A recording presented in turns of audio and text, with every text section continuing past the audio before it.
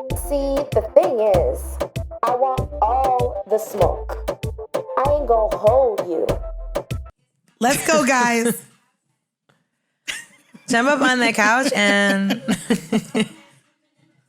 hey, that was us.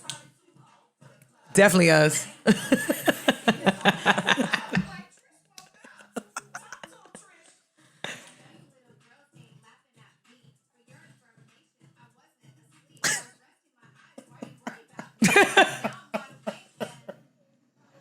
That's Mandii. Yo, we had to start the... Okay, so y'all, that's clearly not our start song for the whole pod. Welcome to See the Thing Is Pod. Yes. We are here. We are also joined by another Friends with Benefits. Yes. We have Gigi from the Oprah Rose podcast. Let's go ahead. Hold on, we got to give you a round of applause. The Oprah Rose Show. Make sure you tune into that podcast as well. Lots of jokes, lots of fun. Yeah, I'm so glad you're here. And what's crazy is be here. Gigi was actually one of my friends that I spent the last bit before COVID partying with. She threw a Valentine's Day party. This is clearly before I had a nigga, but I ended up meeting a nigga that night. So shout out to you for that shit party. was hilarious. Oh wow. That text thread the next day. I won't give no details. Oh no, it's fine, girl. We ended up at a goddamn hotel in Times Square. I thought he was gonna be my new boyfriend. Wow. He was fine though. You broke your nail, girl. Broke a whole nail. Don't know how. Don't know what I did. Whole nail was in the bed the next morning. And I was like, wow. Well, at least it ain't nowhere else. I know. Well, Janae and I got to party. We got to party at New Year's in Tulum over that weekend. Yes, we sure did. That was a blast. We were really smacked was. on the beach. It felt like Vegas. Didn't Tulum feel like Vegas? Did. It was a little. I actually had never been to Tulum before. Me that was either. my first time there. It was turned. yeah. We were taking And shots. look, We showed up to the day party. It was like, Here what go- COVID? What COVID? Here go Gigi. Where her own section, table situation, shots. I thought you would have thought she owned the place. I mean, but what's crazy? We're all talking about how we done met at parties, but Bridget and I this weekend were in Atlanta. Oh, so my gosh. I had a live show. I finally got back on stage. Yes. I opened up for the 85 South show with my other podcast, Horrible Decisions, and it was dope. It was dope just to be back on stage. And Bridget came a day early to Atlanta to support me, of course, see what like a live podcast show was like. And of course, I'm on stage. It's a show. I'm wearing heels. Mm-hmm. And we had planned to go to the R&B only party. R&B house party. R&B house party. I'm sorry. R&B house party. Shout out to Charles. If you guys haven't yet, he's on our Patreon. Yes. But Beloved. So Mr. Beloved tours with these R&B parties, and we had such a great time in New York. Mm-hmm. We was like, I'm gonna stay a day later so we could go to this party. Bitch, she sent me the dress code, and it was heels. And so we literally had a dress code? Girl, because of course they want grown and sexy. Yeah. And we looked at it, and I was like, Bridget, we wore heels last night. You mean we have to wear heels 2 nights in a row? And we were like, this is where you know. Grown ass bitches in the club. We is too old for the club because the balls of our feet have not fully recovered from the night before. You know what I'm saying? It's giving pins and needles. Like nobody wants pins and needles 2 nights in a row. Hell nah. That's a dub. So literally, I'm like, bitch, it sounded like a wedge. Right. I was not trying to wear heels a second night. So here goes Bridget. Bridget, you know, Bridget, we in with the promoter. She was like, I said, girl, don't worry, we have seats. Oh, shit. So then we made sure we have seats. Because we need the seats. It literally was like, if it's giving, we're standing up the whole night.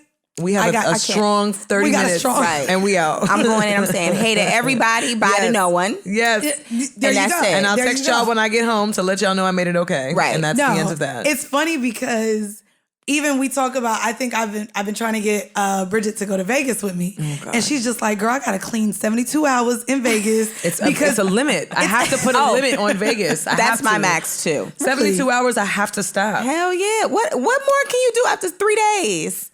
I mean, I'm not gonna lie. You eat all the food. I get you go to day parties. You go to night parties. You at the strip club. You have brunch and breakfast. You might go shopping because they got some cute boutiques, but we have that in New York, so not missing nothing.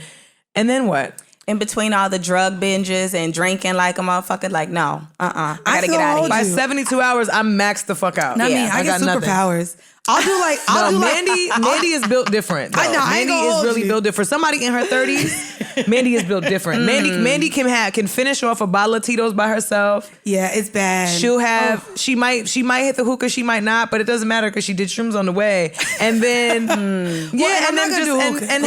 have a great time. She'll just be lit and turn and have and you would never and then be up the next day submitting notes for the pod because that's what she does to me. I'm not gonna hold you. My rider for my live shows, like, you know, I was like, ooh, I'm a celebrity now. Bitch got a rider. Yes. My rider is a bottle of Tito's, club soda, and lime. Fresh lime, not juice. And I need a knife. My good sis, you don't put no water on that rider? Not a single solitary bottle. I walked in, I said, Mandii, this is giving struggle rider. Y'all making too much money for this. But then not only that, bitch, so I drank before the show, but it was one of those that started late because they wanted the crowd to fill up. Yeah. So, bitch, I could have bring my friends back to do shots, and I was like, I finished the bottle. I know her. Was this a full big, like a 750?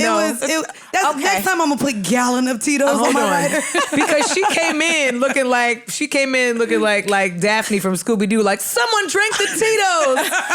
We have to figure out who it is. And meanwhile, her co-host is like, Mandii, you drank that whole thing before we left. Like, there was nothing. There was a swallow in there. There was a swallow, and I forgot she poured it in a cup, and I passed it out as 5 shots in the audience. Because I actually really, like, again, shout out 85 South, shout out to Carlos Miller, Chico Bean, and DC Young Fly. Y'all. Like, super dope guys, but I've actually went to see them live. So I was like, I was asking iHeart, I was like, so I know I'm talent, but can I have seats in the audience? Because I actually want to watch the show. Yeah, like when incredible. You're backstage, you can't really, watch the shows, which is why even when I go to concerts, like, give me tickets. Well, the difference is too with comedy, like it's interactive now. Yeah. Like that's so now you want to be in the crowd in order to even be able to feel the energy. Like otherwise, watching a concert, if you're on the side of the stage, it's not so bad. Like it depends because some people are paying attention and some people are not. But with comedy shows, everybody's engaged. Like everybody's laughing. And that's what it felt like. It felt like stand-up. 85 South's live show for the pod really just felt like a stand-up show. Like it was 3 comedians just bouncing off one another. It was great. They just recently hosted the BET Hip Hop Awards. And I was like, good for you, BET, having your pulse on the culture. Because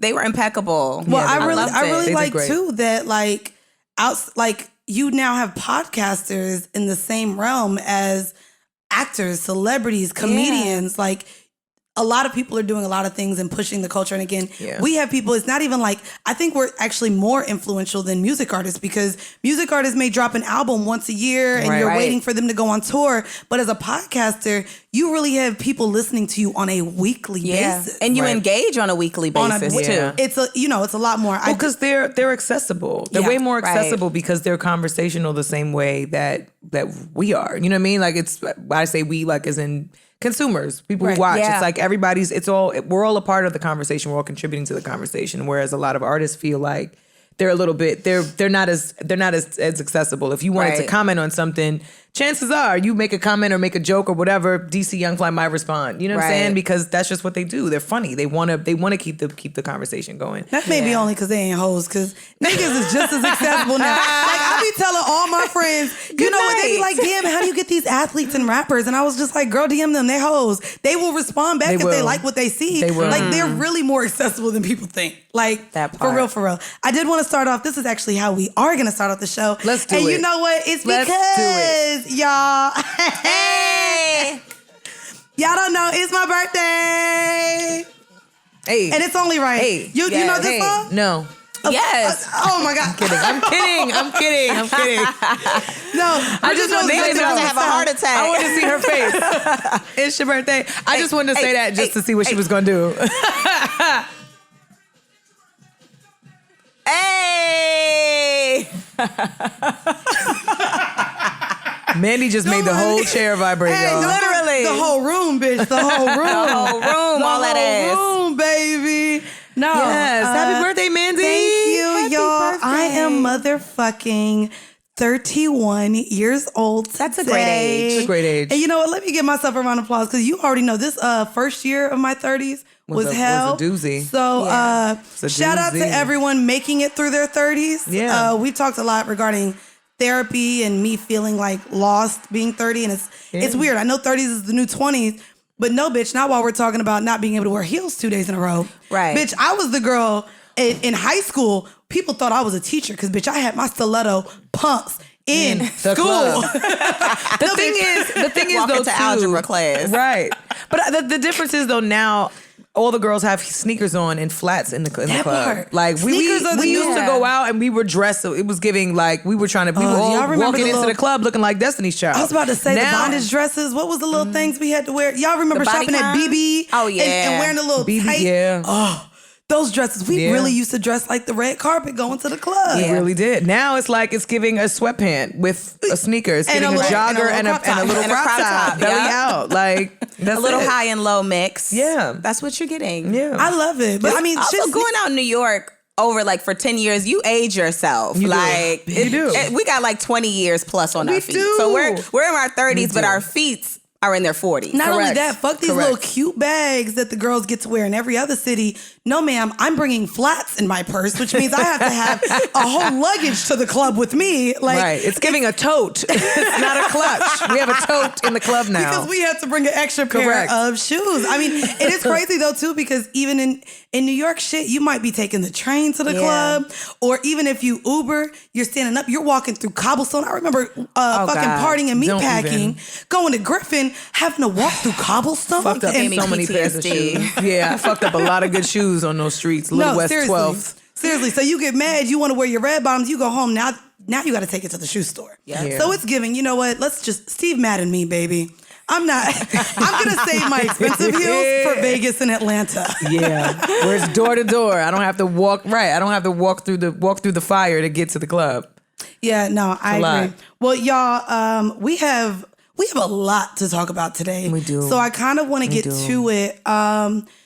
Where did y'all want to go first? This is not a political podcast, but I do actually want to start with some things that are really out here benefiting women. Yes. So we can shut up some of the stupid ass people in California who tried to recall this man. And this man has had an agenda to further women's rights and women's reproductive rights for a very long time. There's a long thing. Let's go, Gavin Newsom. Round of applause for Gavin Newsom. Yes. My God, amazing. So for those of you who are not aware, he's passed quite a few bills this week. Do we want to, Gigi, you know a lot of the other ones. Can we run down the ones that he passed prior to this? Because it's almost been weekly. Yep. Week after week. Or actually, no, I think a few in the same week. But shout out to my governor, my California governor, Gavin Newsom. One of the laws that he passed was making it mandatory for pads and tampons to be available in schools and colleges for free. For free. Thank God. I remember for years having to put that quarter or keep quarters in your purse so that just in case, obviously you keep like a spare tampon pad or whatever just in case, but sometimes like your period shows up, you don't expect it. You switch out bags and you got to keep that quarter. Or not only that, then you have to go to the school nurse. Right. Because maybe you done came on yourself. Exactly. So sometimes not only do you have to go get a pad or tampon from the school nurse, I remember also my school having like extra jeans and things to put on if you bled through. But it was my also school ain't have that. Oh no, because my school didn't have that. My either. school had that, but also they were very strict on dress code. Oh, so they was not gonna let you violate just because you got violated. And you still did have to bring it back the next day. But fuck you, your mom isn't coming to get you. You still gonna finish these classes. Right. Here's a change of pants since you thought you was gonna be hot in the ass. Wow. The other thing is too, a lot of the machines would be out and they would never replenish them. Yes. So a lot of the times, like I remember going to different bathrooms on different floors. I went to a massive high school. Shout out to LaGuardia for the arts. Massive though, 7 floors, and most of the bathrooms would not be replenished. So you would be spending a good 15, 20 minutes trying to find a tampon machine that actually had the tampons in it. So I love that. I'm happy that they're prioritizing this for young women. One of the other things that makes me embarrassed of the state that I'm from, he actually mandated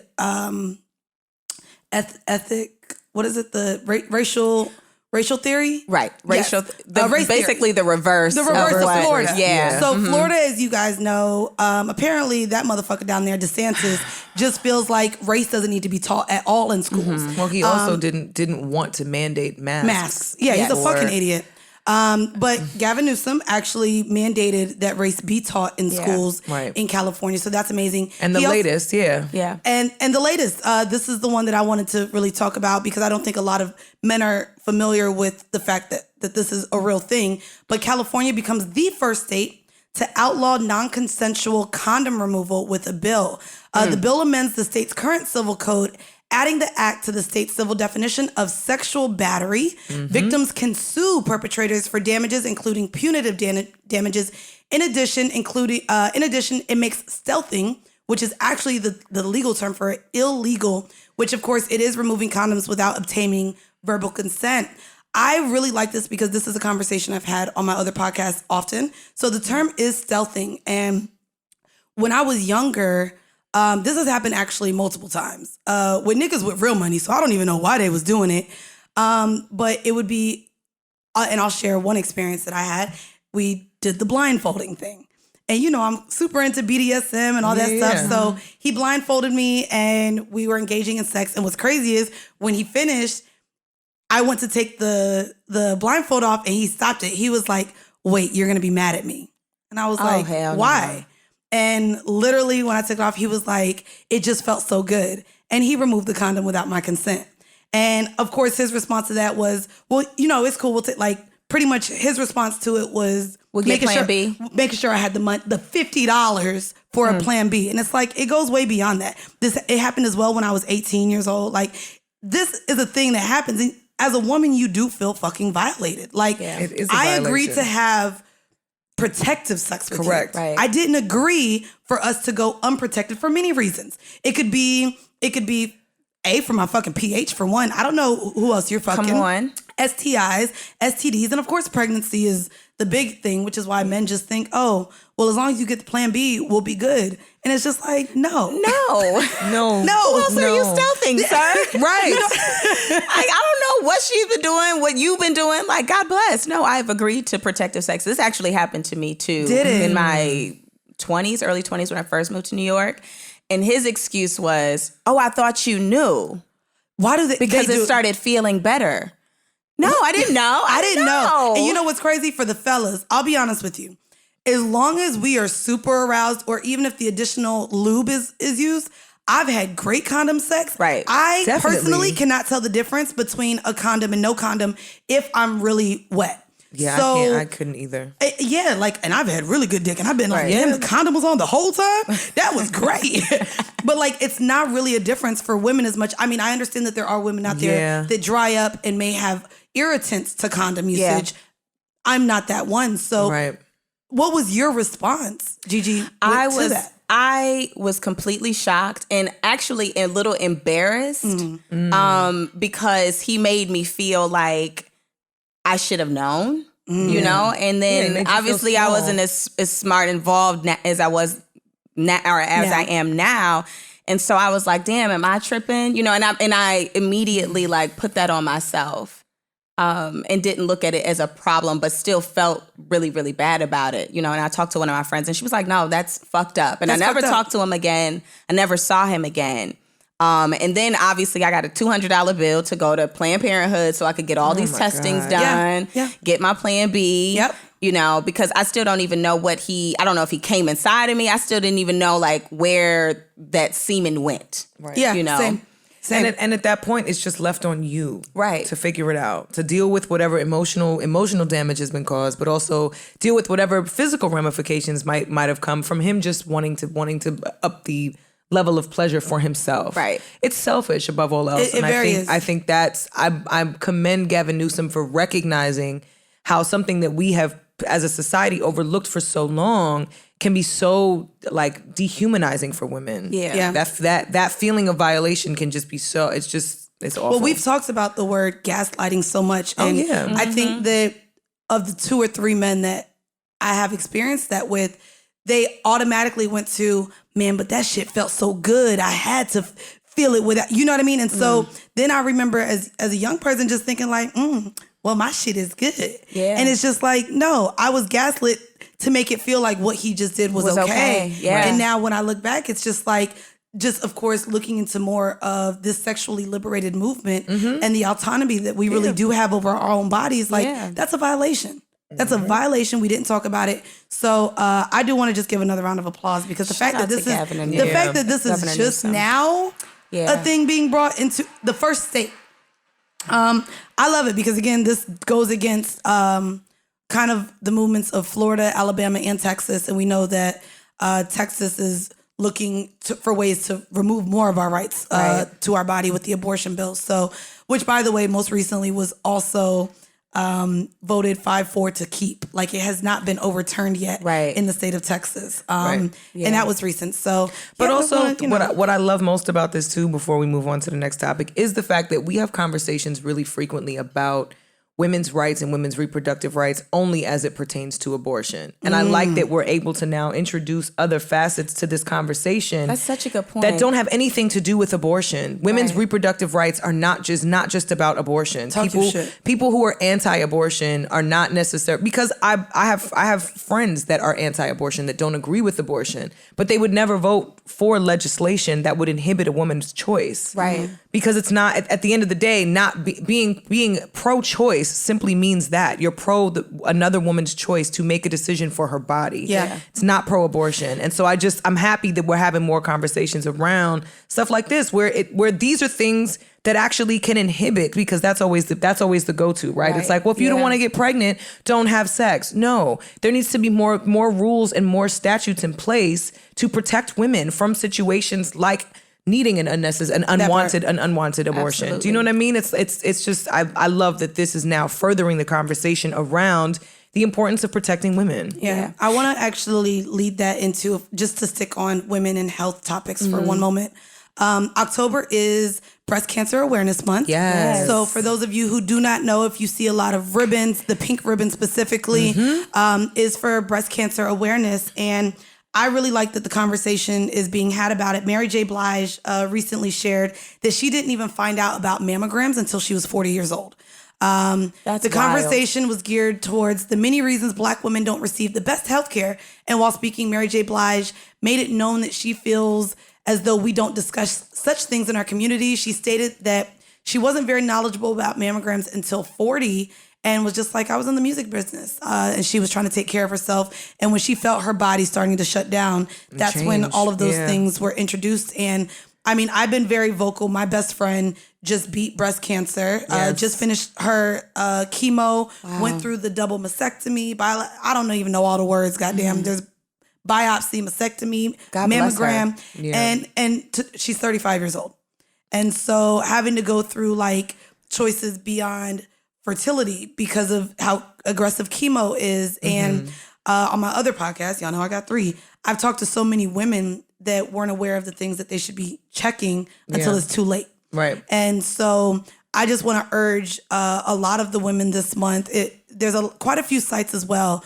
Health insurance does cover mammograms. And I think that a lot of you should take the time out of your month or time at all in your life to definitely just make sure you're getting tested and checked. Well, get a yearly checkup with a gynecologist if you can. I mean, a pap smear will really save you a lot of time. And mammograms, they're not going to necessarily encourage you to do until you're about 40. So I actually don't think this is that far-fetched because I'm 35 and I know not unless someone in your family has had it. Otherwise, a lot of people are not necessarily inherently going to check to give themselves a breast exam or think to ask until they get past a certain age. But I do think that this centers around the conversation that we don't have often enough, which is around the fact that, especially as Black women, we don't necessarily want to trust doctors and trust the healthcare system and trust that they're going to give us the honest truth about the changes happening in our body. Right. Yeah. Right. It's just crazy to me because Mary J. Blige has been successful for a very long time, right? She was discovered as a late teen.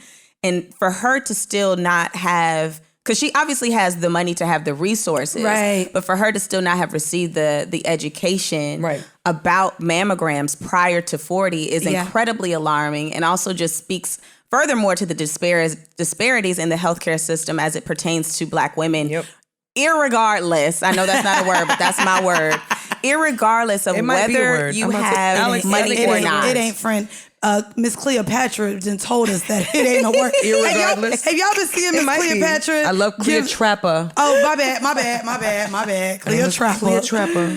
Cleopatra been giving us all the words. She's like, it's not Pacific, it's specific. Leave the ocean out of this. It is specific. I leave the ocean. Why are y'all bringing the ocean into this? Well, listen, Mariah Carey sang "Irregardless," and wait, did she she's say a goat. Yeah, she's good in a song. She's good to introduce words in a song. I remember listening to My All. She was like emblazoned in my mind, sis. Wait, emblazoned? She said emblazoned in my mind. Wait, okay, maybe that was 2 words. Is blazoned a word? Emblazoned. I said, what is this word? Blazoned, mahi. Oh no, that's blackened. Emblazoned. I don't know if that's a word. Emblazoned. Alex, can you pull up My All lyrics? Right. I'm gonna tell you right now what she said. Mariah Carey, My All lyrics. Emblazoned. I'm telling you. And Mariah said, I'm Mariah, so Mariah has been doing. But listen, to this beat, bitch, you can say any goddamn thing, baby. Vividly emblazoned in my mind. Okay. This is... Vividly emblazoned. Okay, now I need you to look it up. Scream Man, please look up the word emblazoned. I believe in Mariah. Bro, there ain't no way she just made that. I believe in Mariah, dog. I do. Ooh, yep. Emblazoned is a motherfucking word. Right. Put some respect. Put some respect display a design on. Well, can we see if she used it right? Yes. Go back to the lyrics. Vividly emblazoned in my mind. Conspicuously inscribed in my mind. Oh, yes. Yeah. Oh, and she used it correctly. Mariah is the GOAT. Hey, ladies. Hey, ladies, let that man know they're vividly emblazoned in your mind. Okay? And when he ready to go in that pussy, say, I want you to be vividly emblazoned in this pussy. Jesus Christ. I want you to be inscribed in this pussy, baby. All right. That sounds sexy. Inscribed? That sounds really painful. Inscribed, no? Like know, it feels like tattoo. Sounds like etching when you say inscribed. Like damn, you etching in my pussy now? But I was leaving hieroglyphics on my wall. That's what I mean. Bro. You writing your name on these walls. You see now it sounds. You get what I mean? All right. I ain't mad at it. Yeah. Well, while we're sitting here sticking up for women, I want to give a huge fuck you. Are we allowed to shit on women? Because I feel like a lot of men that are listen we allowed to this, to shit on? I mean, women? we asking now. A year later. Like, yes. Right. A year later, sis. Okay, so. This is really gonna get into some shit. So there's 2 parts to this. My big fuck you this week goes to ESPN anchor Sage Steele. She was pulled off for a week. I believe they mistaked it for her motherfucking COVID positive result, but I think it's really because she decided to get on Jay Cutler's podcast and spew some bullshit. So I'm gonna actually play the audio for y'all to hear the first part of it. So here we go.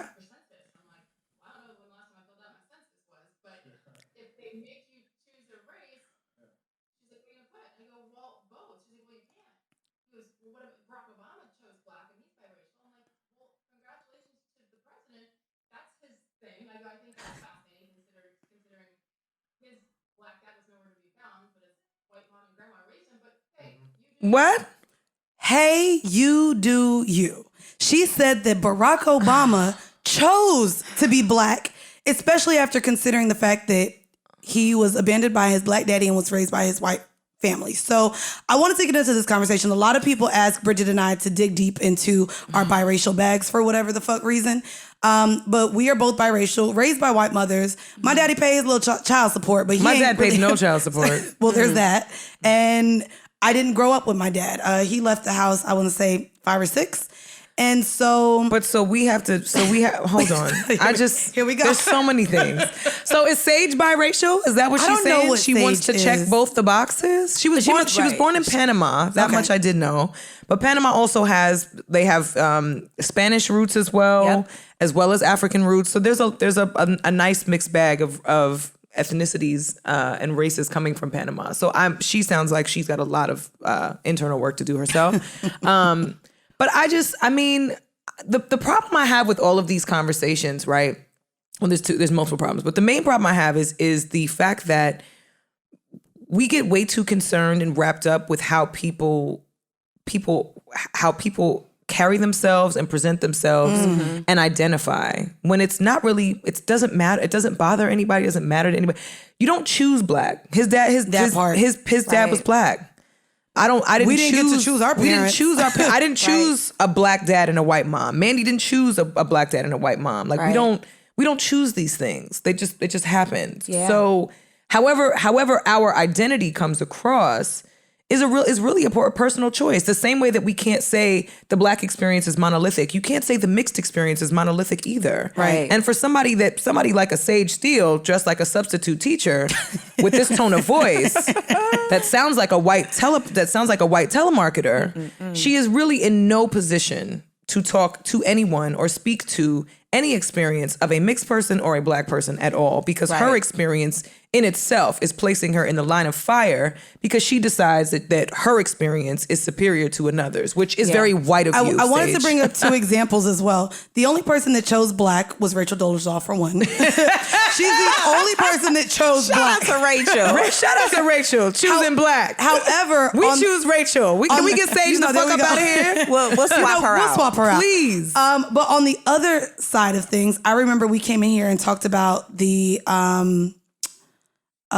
Woods, the golfer, Tiger Woods, yeah. We talked about Tiger Woods' experience and how he wanted to go, so like he didn't identify really as anything. Cablation. Wasn't it cablation? He was some bullshit like that. Yeah. And he wanted to almost not identify as a Black man. However, every time he was spoke about, he was the Black golfer. Yeah. And so the entire world put it on him as being a Black golfer, to where he didn't have the choice. Although he chose not to even identify as fully Black, society chose him to be Black. And I spoke about that as even my experience going into corporate America. Like, I do believe I was a diversity hire at at 2 of the large firms that I worked at. And so going through school and going through seeing like just my opportunity, there was no, and this is why when I talk to people and they're like, but your mom is white. But I don't have the choice to be white in society. Right. I don't get the privilege of being white. And yes, if you want to talk colorism, if you talk colorism there's that, does. We do have some passing privilege as the color is concerned. And I'm not saying, well, yeah, sure, with niggas and the bullshit. And that's a whole nother thing if we really want to dig into how they wanted to get on Sweetie this week for what Too Short's comments were on colorism. Meanwhile, he went unscathed. And we'll talk about that if y'all want to as well. But yes, I understand the privilege in the color of our skin. However, I'm also friends with fully Black homegirls that are my color. And so, yes, the colorism aspect is real. However, if I walk into a room and all these crackers is looking at me, they know I'm not them, is what I'm saying. Right. They know I'm not them. So, but I don't know. I don't feel like I haven't had the choice. Bro, the way they stared at me in Asia, that's why I don't even like to give passes to POCs, bro. Like, they looked at me. We're not going to have the POC conversation. Yeah. Because that's a whole other can of worms. They call me Destiny. Me and my homegirls, we out. Yeah, we Black. We were called Destiny's Child in Asia. Everybody thought I was Kerry Hilson, sis. I got approached with a record like, can you sign this vinyl? I had to be like, not Kerry Hilson. And Kerry Hilson is easily 5 shades darker than me, sis. That was, I wasn't insulted because Kerry's a beautiful woman, so I wasn't insulted. But I was also like, damn, you don't understand the spectrum of shade whatsoever. Right. To me, it's bigger than the colorism conversation, right? I think the issue that I have is that everybody conveniently, and this goes all across the board with issues that we talk about all the time, everybody conveniently picks and chooses when they want to participate in certain aspects of this conversation. Absolutely. People want Barack Obama to be Lil Boosie so bad. Y'all want him to pop the fuck off on y'all and turn into a real nigga to curse y'all out and get in y'all face and say some nasty, disrespectful shit. And he already told y'all, just like his wife, the Queen Michelle Obama, who will forever be our first lady, told y'all, when y'all weak ass, bum ass bitches go low, we go high. Point blank, period. Girl, they want him to really be from Chirac. They want him to bust shots.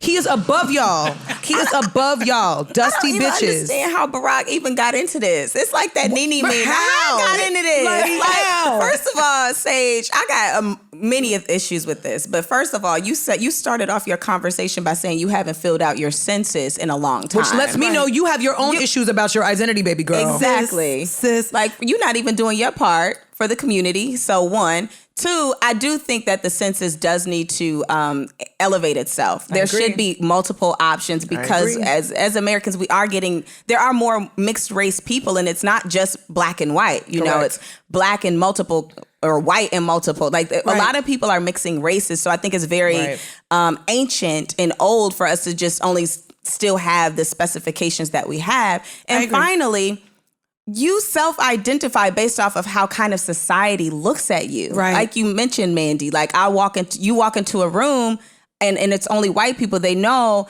oh, well, you're not white. They don't care about who your mom is, who your dad is. They just know that you're not pure. And that comes from all of the, the systemic racism, and which goes back to slavery and all of those things. Right. Like, I get it. Okay, I would have been in the house. I still would have been a slave, bitch. I still would have been a slave. If they didn't kill me. Yeah. If I didn't. You know what I mean? Because a lot of biracial kids were hidden. Or it was just sought down because you knew it was, and a lot of them were from rape. You aren't accepted by black people. You aren't accepted by white people. Correct. And that's a very lonely, is our experience. And that still exists. It does. 100%. It does for us. I wanted to bring up another topic that this bitch brought up, which, mind y'all, this is why, and I'm going to call her a bitch, and I'm not hitting her with like, bitch. I'm hitting her with, you a bitch, bruh. Yeah. But it's also the audacity of you. The audacity of you to speak on something which clearly she seems like she's had some experience with. There's no other mixed people, mixed race people, individuals who come out and speak this boldly, ignorantly as this woman. Not a single one. We don't have no conversations around. Zendaya not out here talking about, well, I didn't fill out my census. Like, girl, shut the fuck up. Just shut up. Scream Man, can you swipe to the last slide? I want to make note of the other thing that she decided to bring up. Along with her comments about the vaccine policy and Obama's father, Steele also discussed her feelings on up-and-coming female journalists having to deal with harassment and worse from male athletes, saying that when you dress like that, I'm not saying you deserve the gross comments, but you know what you're doing when you're putting that outfit on.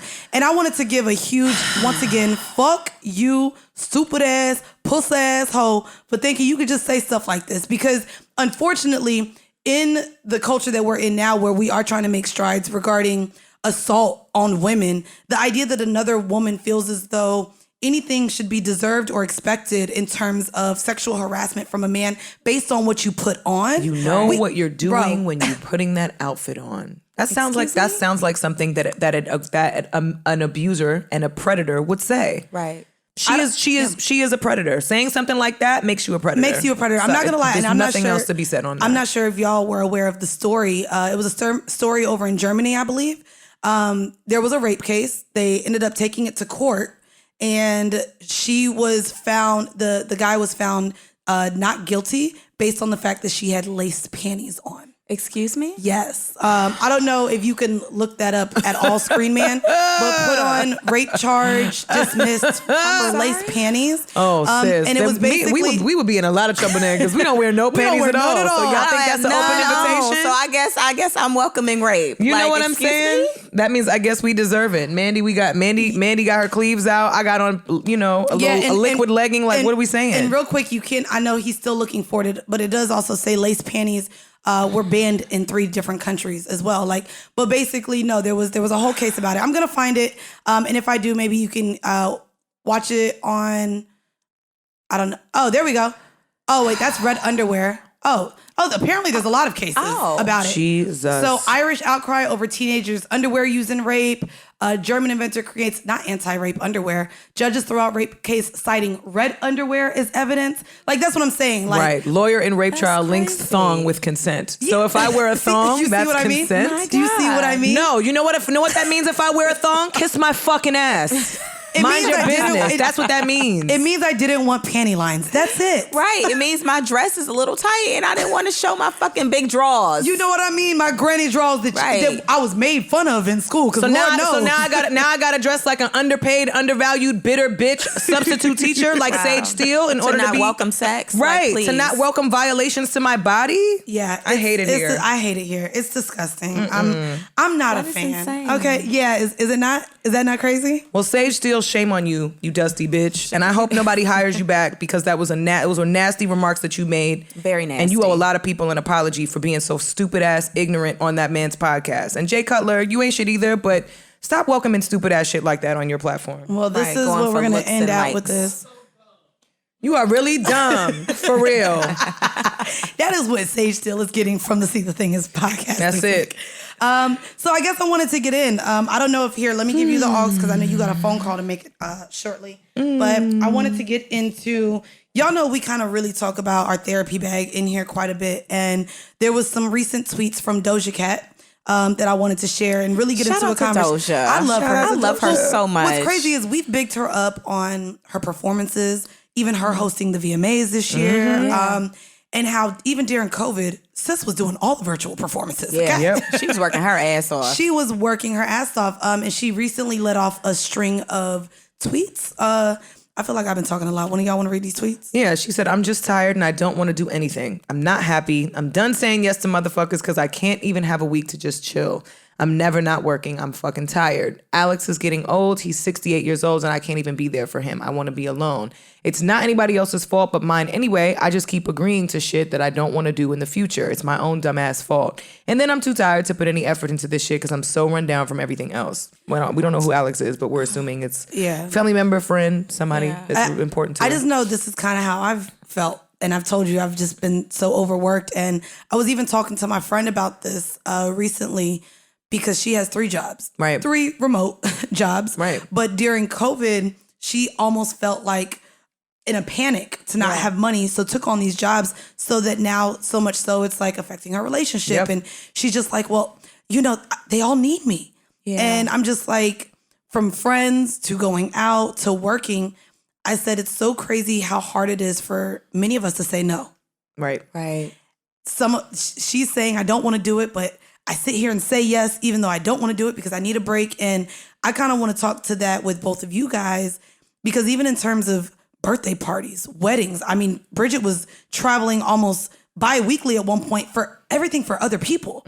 And we had work going on. And I was just like, you know, it's okay to say no. It's okay to say, this doesn't fit my schedule. This doesn't fit my budget.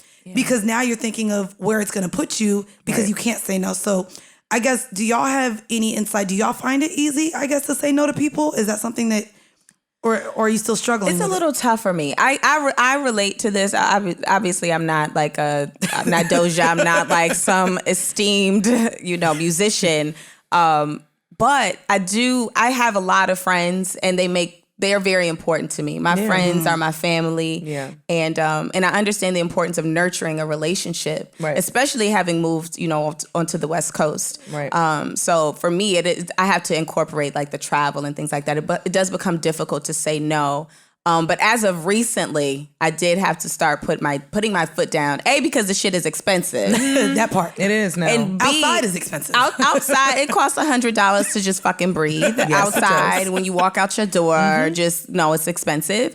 But then I have to, equate like childcare costs and all these things. And it's like, I want to be there for you. I want to show up.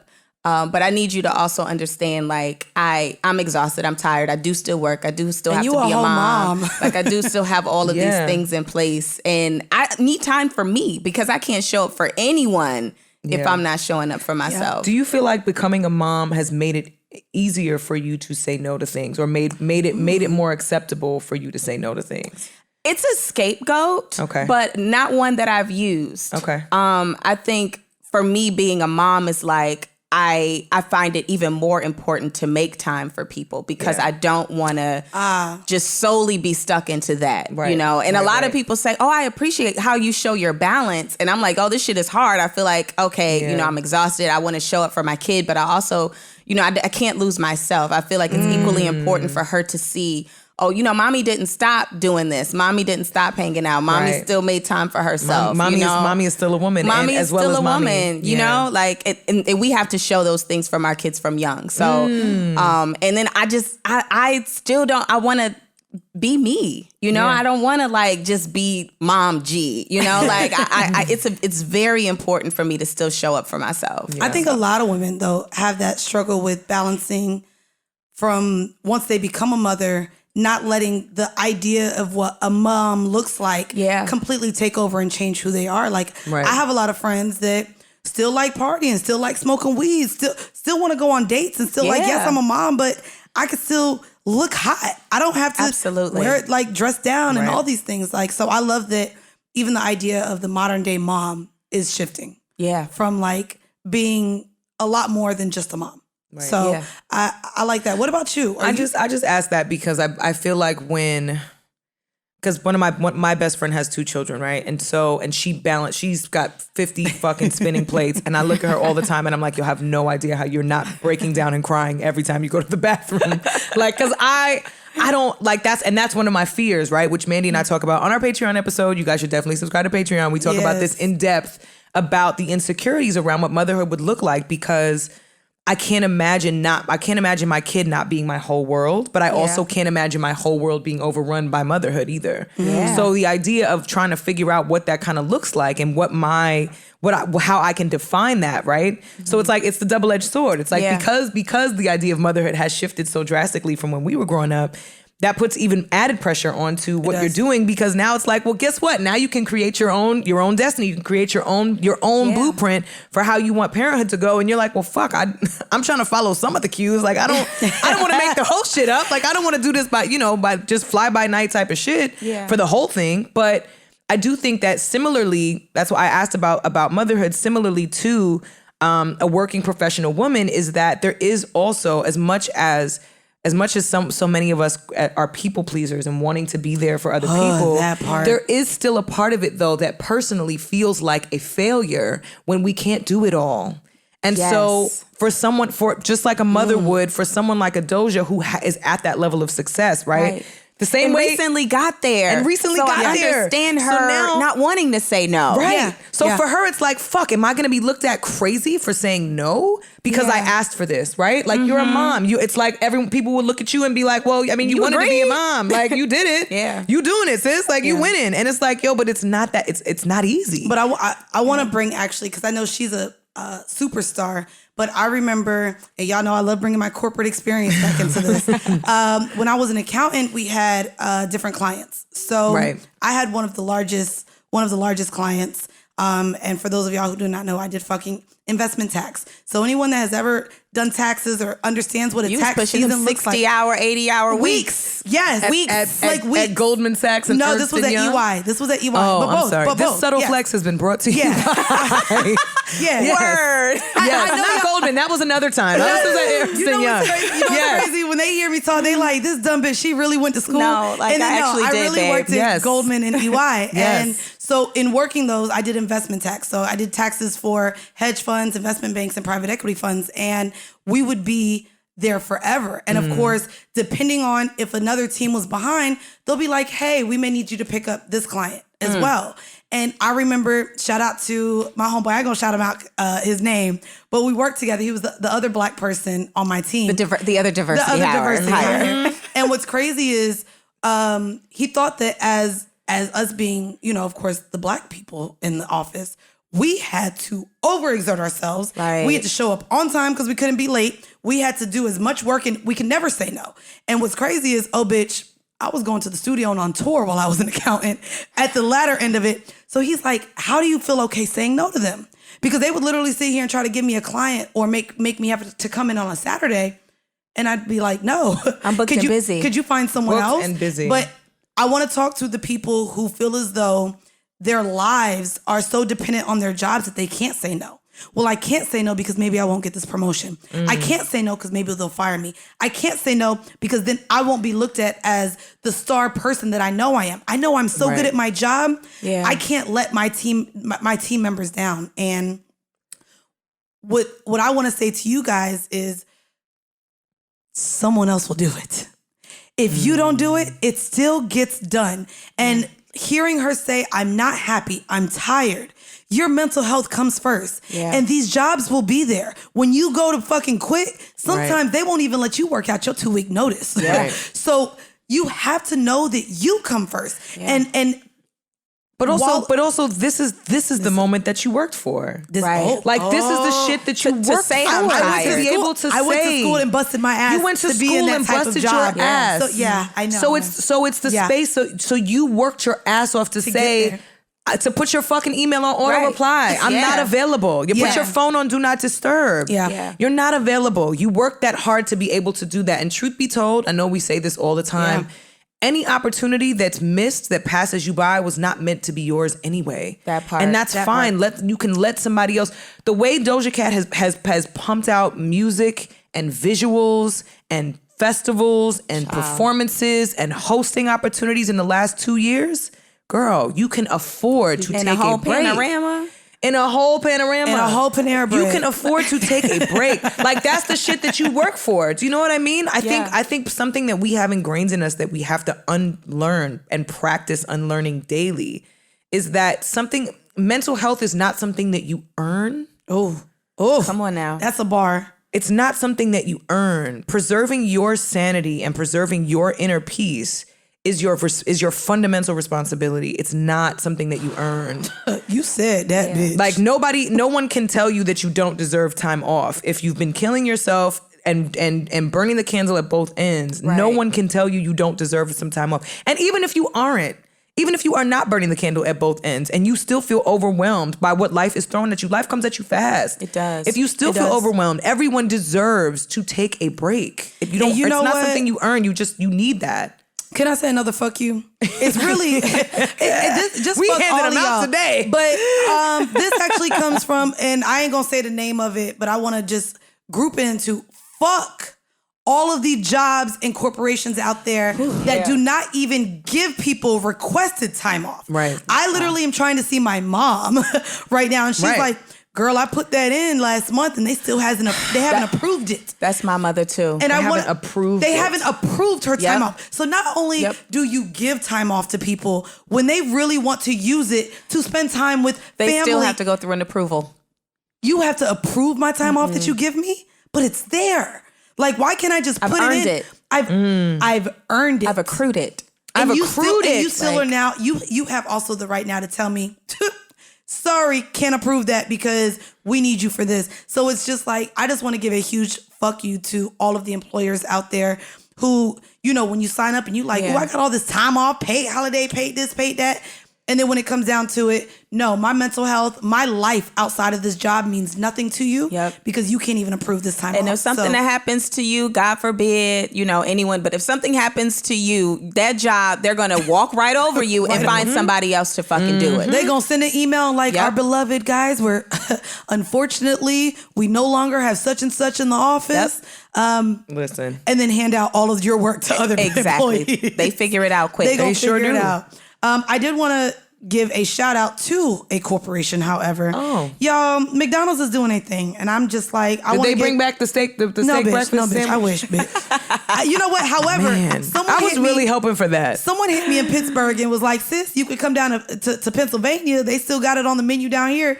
And I'm like, you know what? I will be judged if I drive all the way to Pennsylvania for a goddamn McDonald's steak breakfast sandwich, but it's just so good. McDonald's is actually offering free thank you meals to teachers across the country. Wow. So this week, guys. So any educator, including teachers, administrators, and school staff, can go to McDonald's between October 11th to October 15th to receive their breakfast meal. McDonald's just said, together with our owners/operators, we're proud to serve the people who make our communities a better place. And this is an important time to say thank you to some of our everyday heroes. So let me go ahead and give a round of applause to McDonald's because they're trying to do something right. We talked about the McRib last week, and now they out here giving free breakfast. They bringing the McRib back? They are bringing the rib.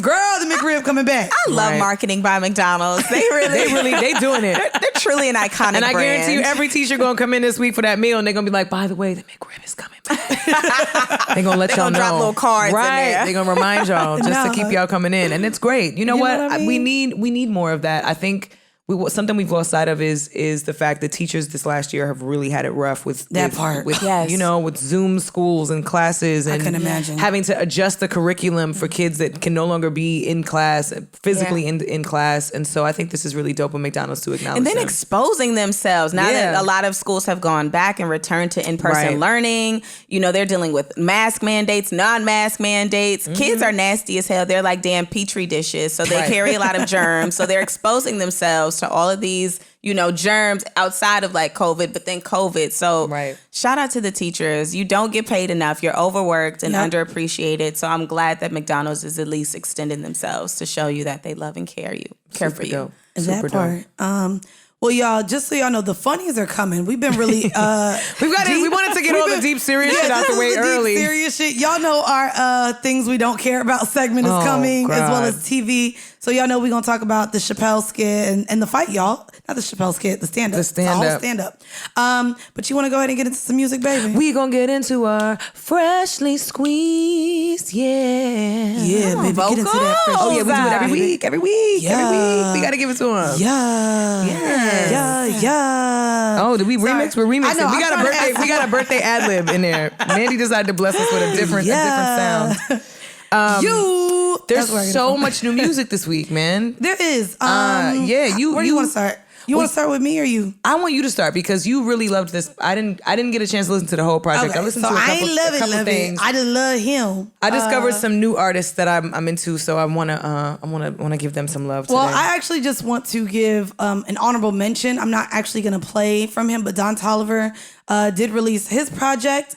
And he has features like Travis Scott. Mm-hmm. 2 Travis Scott. I guess they friends, bitch. They got not 2 Travis Scotts. They got 2 on there. And then Kali Uchis. I think that's how you say it. She's amazing. She has a song with Daniel Caesar that I absolutely love. And I just wanted to do an honorable mention to Don Toliver. Y'all know how I give it up, and I wanted to actually play something from an artist that maybe you guys are not familiar with. Oh, Don Toliver is signed to Travis Scott. Oh, there we go. Oh, okay. That makes sense. We blessed him twice. That makes sense. Okay. My bad, y'all. All right. We didn't know that. Shout out to Cactus Jack. There we go. Wait, what's Cactus Jack? That's the label. That's what I was about to say. He has his own label? Mm-hmm. Who else is under that? Who knew? I don't know. Let's click it. Look, clearly we didn't, bitch. We was like, oh, they must be friends. Sheck West. Sheck West is. Okay, Sheck West. You can scroll B. down to Chase B. There's the Wikipedia for Cactus Jack Records. That's an interesting name. Yeah. Well, I mean, that makes sense. That's the name of his. Okay, so Sheck West, Don Toliver, Luxury Tax, and Sofago. Okay. Which makes sense because Sofago is also on the album. Yes. Jointly with Atlantic and Interscope. That's dope. Okay, I'm just mad at that. That's what's up. Okay. I actually wanted to play, y'all know I got some hippity hop for y'all. Yeah. I wanted to play something from an artist from Dreamville. He goes by the name Lute. So Lute West, if you guys are familiar with him. He just released Goldmouth. And he has a lot of people. So on here, a lot of Dreamville guys. He has Kaz on here. Love me some Kaz. West Side Boogie. Black Soul, BJ the Chicago Kid. But the song that I'm actually going to play is called Birdsong. And it's featuring JID, and Saba. We had the conversation before the goddamn podcast. We still don't know if it's JID or JID. We just do not know. This feature does not have the dots in between it. So I'm just going to, I'm going to go with JID. JID, that's fine. We'll just go with JID on I'm going to go with JID on this one. So here we go. It's Birdsong featuring JID and Saba.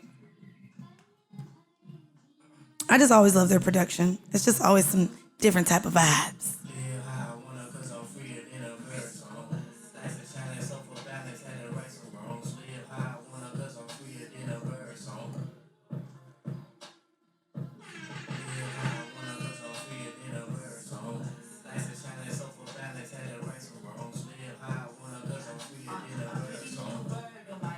I love how he sounds.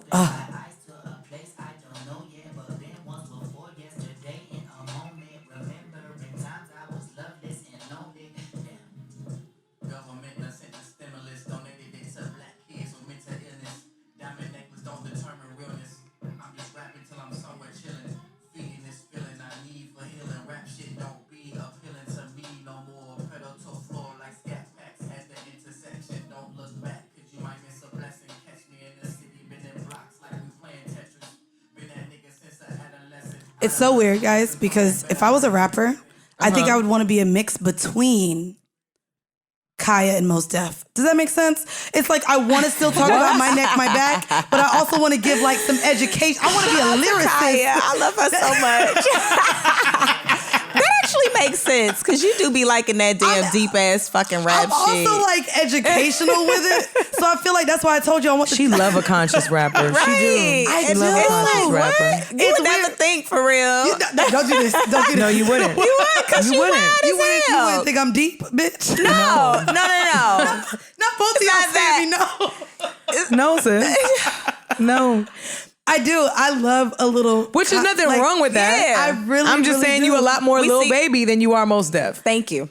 Oh. A lot well, that's more. why I said a mixture. Okay. Like, that's why I said I want you, like, I want to be deep. That's why I said, when I want you to write my song. She wants it to be a one-hit wonder, and she wants me to write it, and it's going to be called Chocolate Starfish. I mean, you write the shit out of songs. She does. So I'm not but so the Chocolate Starfish is a sexy, deep way to talk about the Buddha hole. You know how I look like a little chocolate starfish? Okay, this is the Kaya side.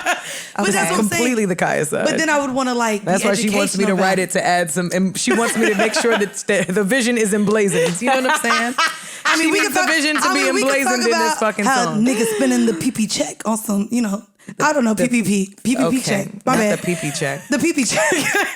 Well, they all going to jail. You thought they wasn't buying ass? Going to jail. They was not only buying. It don't matter how many P's you got. It don't matter how many P's you got. You going to jail. The PP or the PPP. Niggas was spending that free money on some pussy. Okay, it wasn't just the Lambo. That's facts, bro. They all getting locked up because they done got that $1 million off these little businesses that wasn't making that money. You got me fucked up if niggas wasn't buying bitches flights and pussy and new outfits on that PPP check. After they peeped them on OnlyFans, because you know that was when it took off. That's where you go.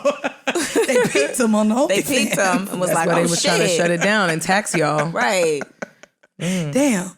Well, shout out to all the conscious people out there, including the conscious rappers, and shout out to Lil West. I'm gonna listen to it. No, but the whole project is actually dope, and he's just fine. So shout out Luke. Luke, when you come to town, come and pull up on the couch. I promise I won't hit on you too much. With an F.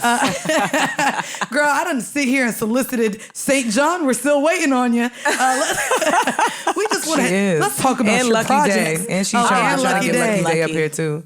If we could just get I will behave. I promise. Yeah. To the extent. That was my song. Did y'all play him that recently? Who? Which Day? Which song? Over. Have we played that? I don't think we did. I don't think we played perfect. it. We talked about it. Okay. Yeah. Well, y'all know we got to get into the R&B bag now. Yeah, because she's not really R&B. She's a little eclectic. Wait, do y'all see him? Do y'all see what he look like? Tell me he ain't he's fine as hell. Oh, girl, and he be wearing golds in his mouth. I still have a thing for niggas with golds in their mouth. I was just watching the Hulu show. Oh, yeah. And they had like, Is he from North Carolina? Yes, he is. He is from North Carolina. How did you know? How did you piece that together? I don't know. I just put dots together. He's a little handsome little thing. All right, let me get it. All right, get off his Instagram, man. We trying to be professional here. He looked like he would curse you. Right. He looked like he would curse you out and then make you a smoothie with chia seeds. Can you really? Like, bitch, you got me fucked up. You want this sea moss or nah?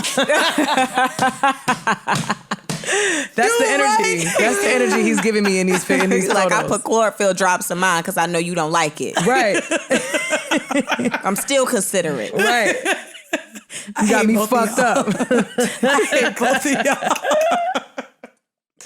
All right, what you got for us this week, Bridget? I was in a weird mood because I was in Atlanta for 2 days, so I felt completely overrun.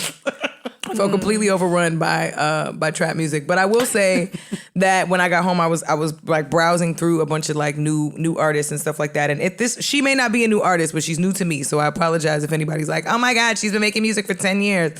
But Calitechnus is the name of this artist, and she has an EP that she dropped, an EP, I believe it's an EP called Because It Feels Good. Ooh. And she has a song called Dinner with a Gemini that I really like. I'm big on storytelling and lyrics, so this was I ain't gonna lie, I thought you was gonna say Dinner with Jay-Z. I'm glad it didn't go that way. Jesus. No, man. Nice. Nope. Dinner with a Gemini. Let go.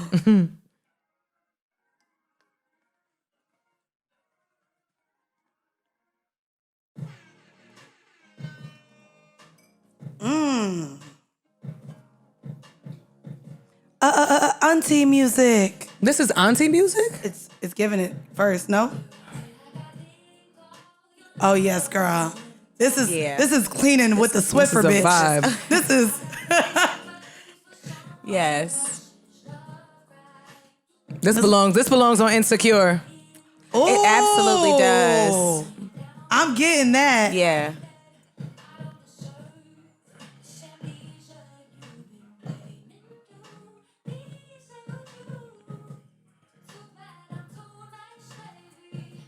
Oh no, this is exactly what it's giving. Yeah. That's why you said auntie. I was like, No, but cousin. Older cousin. Cousin music. Older cousin. Cousin music.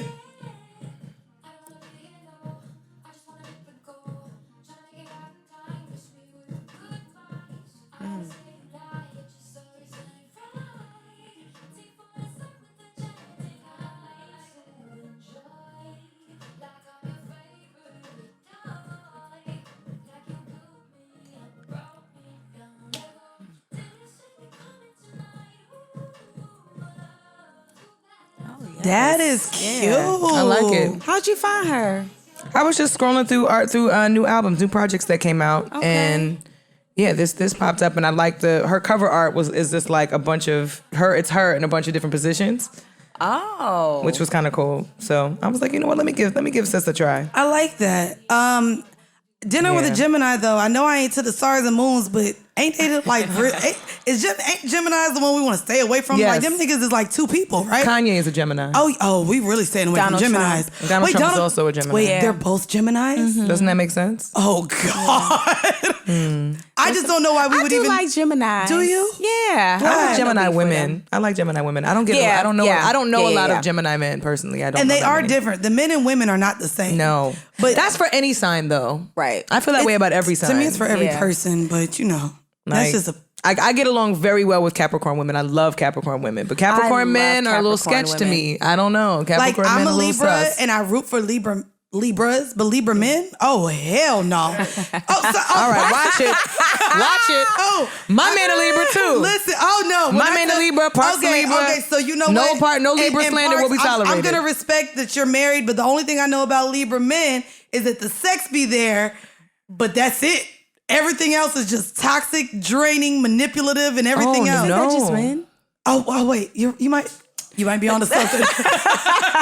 What sign is that, man? Men. Wait, you might be right. However, no, not all men have great sex, and we know that. Not all men have great sex. Not all men have great sex. You're right. But That's like a solid point. Libra men are able to. That's the only place I feel like they release emotions is in the bedroom. They become like that different people in the bed. Crazy. It is. I mean, this is my experience and my experience only. Well, you know what I will say, because I've been in love with some Libra men, and they're just it just hasn't. Well, you know what it is? The Libra trait that I think carries over for both men and women is when y'all detach, it's cold. Oh, as fuck. It is cold as fuck. When y'all decide y'all are done, y'all are over it, y'all don't want nothing, y'all will just pack your things up and leave and never look back, right? Yeah. And with no emotion whatsoever. Nope. That it's sociopathic, and that is scary. That is scary. Not calling me a And it's sociopath. definitely, I just said that behavior is sociopathic. But it's that's the only thing I see. But with Libras though, I think double homicide. Double homicide. I think Libras. I think y'all have two sides to y'all because you are the scale, right? You like to balance the scale. It's a scale. So on the one side, you are one part very loving and very very thoughtful and considerate and selfless and loving, and on the other side, you are very petty. You are very cold. You are vengeful and spiteful. And I think the combination of those things makes you very hard to peg, right? Not right. That's not why y'all either like me or y'all don't. Correct. And that's it. There's no in between. Which I love. I love because I'm a fire sign. So to me, it's like it's giving passionate every time. Like right? You gonna love it or not? To the show and be like, like they don't know if they want to like me or not. And I'm fine that y'all don't. But hold on, I got another fuck you. Sorry, I got another fuck you. You are just before we get a fuck you. You get a fuck you. Yeah. It makes sense on the Oprah when we have our Oprah Rose guest. Yes. But she's doing Oprah activity. Yes. I want to give a huge fuck you, and this is where I'm gonna be petty. And Bridget don't want me to say this, but I want to give a huge fuck you to y'all motherfuckers with Twitter fingers out here with the Twitter triggers. But when you see my motherfucking ass in person, you ain't got no motherfucking shit to say. I support that fuck you. I just want to say, if you were going to be out here, and this is the thing too, like we're in a realm, and I don't know if high schoolers listen. And I told you this is what I hate about this world. Like this industry, all this shit. I want to sit here and let y'all motherfuckers know there are people that is ready about that action in person. So if you got enough motherfucking gut to talk shit about me on your Twitter, your Instagram, or even say my motherfucking name, but when you see me, when I'm 3 people away from you, and you leave early and don't say a goddamn motherfucking thing, just know you a weak bitch, and I just want to keep that same energy. No, a lot of people don't. But you know what, Gigi? No, they don't. None of the energy ever matches. Ever. And the part that sucks, right? And this is the one thing I will say about the age of the internet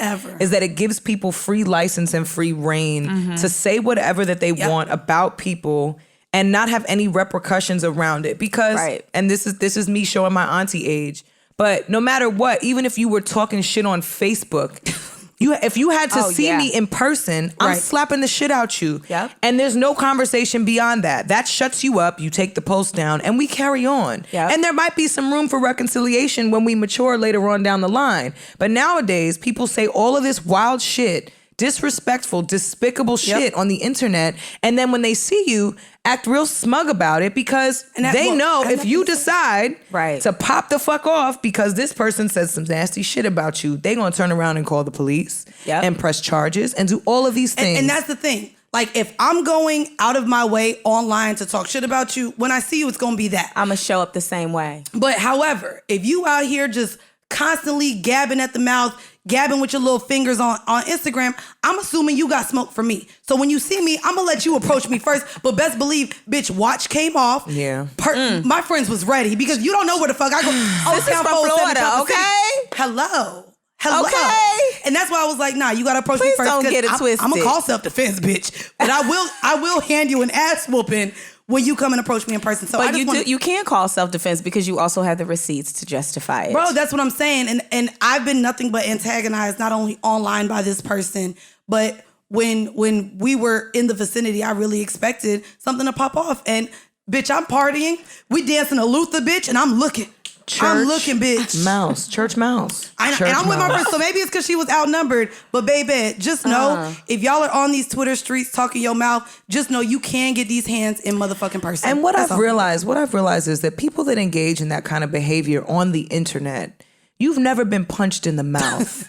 You haven't. And that to me is always very telling. When your energy doesn't match, you've never been in a fight. So you doing all of that. That's the reason I don't engage on any of these social media platforms with anybody, with no trolls, with nothing, because I'm a person that matches my matches energy. Yeah. So not matching their energy, I match my own energy. Right. So I'm not gonna say anything on Twitter because if I see you, I guarantee you're not gonna say nothing to me. So I'm gonna let you get whatever shit you want to get off because at the end of the day, I know what's up, I know what's real, and it doesn't matter. To me, that doesn't matter. Right. Like Mandii said, if you feel like approaching, we are more than ready. Feeling froggy. You know what I mean? Let's leap. Take that leap, baby girl. Right. Hold on, and we're gonna end that with homeboy. Okay, bitch. All right. While we're on the topic of music, though. Oh wait, we got something before we get to, because we do have a nice little song I'm ready for you to play, but Bridget, I do want to, because I want to segue into another topic. Yes, so okay. I want to hear Gigi's pick. Yes. Okay, so I was a little late on Lucky Daye. I'm surprised. I'm surprised too. You usually be ahead of the curve. I was a little late on him. But I loved his last project. Love him, and he recently released a new song a couple of weeks ago. Maybe 2 weeks ago. And he uses an interpolation by Music Soul Child. And I'm also just very happy that music is getting his flowers in some kind of way. Because I feel like, especially, I guess, more of the newer music, you don't really hear anything from him or about him or people talking about him. But he has so many good projects, and he's incredible. So Lucky or music? Music. But I'm happy that Lucky is paying homage to music in this one. So this one is called Over. So good. Such a beautiful sample. Such a beautiful video too. The visual is great too. Shout out Jordan Woods. Oh. She fine. Her and her man. That's a threesome I have. Yeah. Okay. Carl Anthony Towns. That man is fine. You feel me? I would do it too. They beautiful together.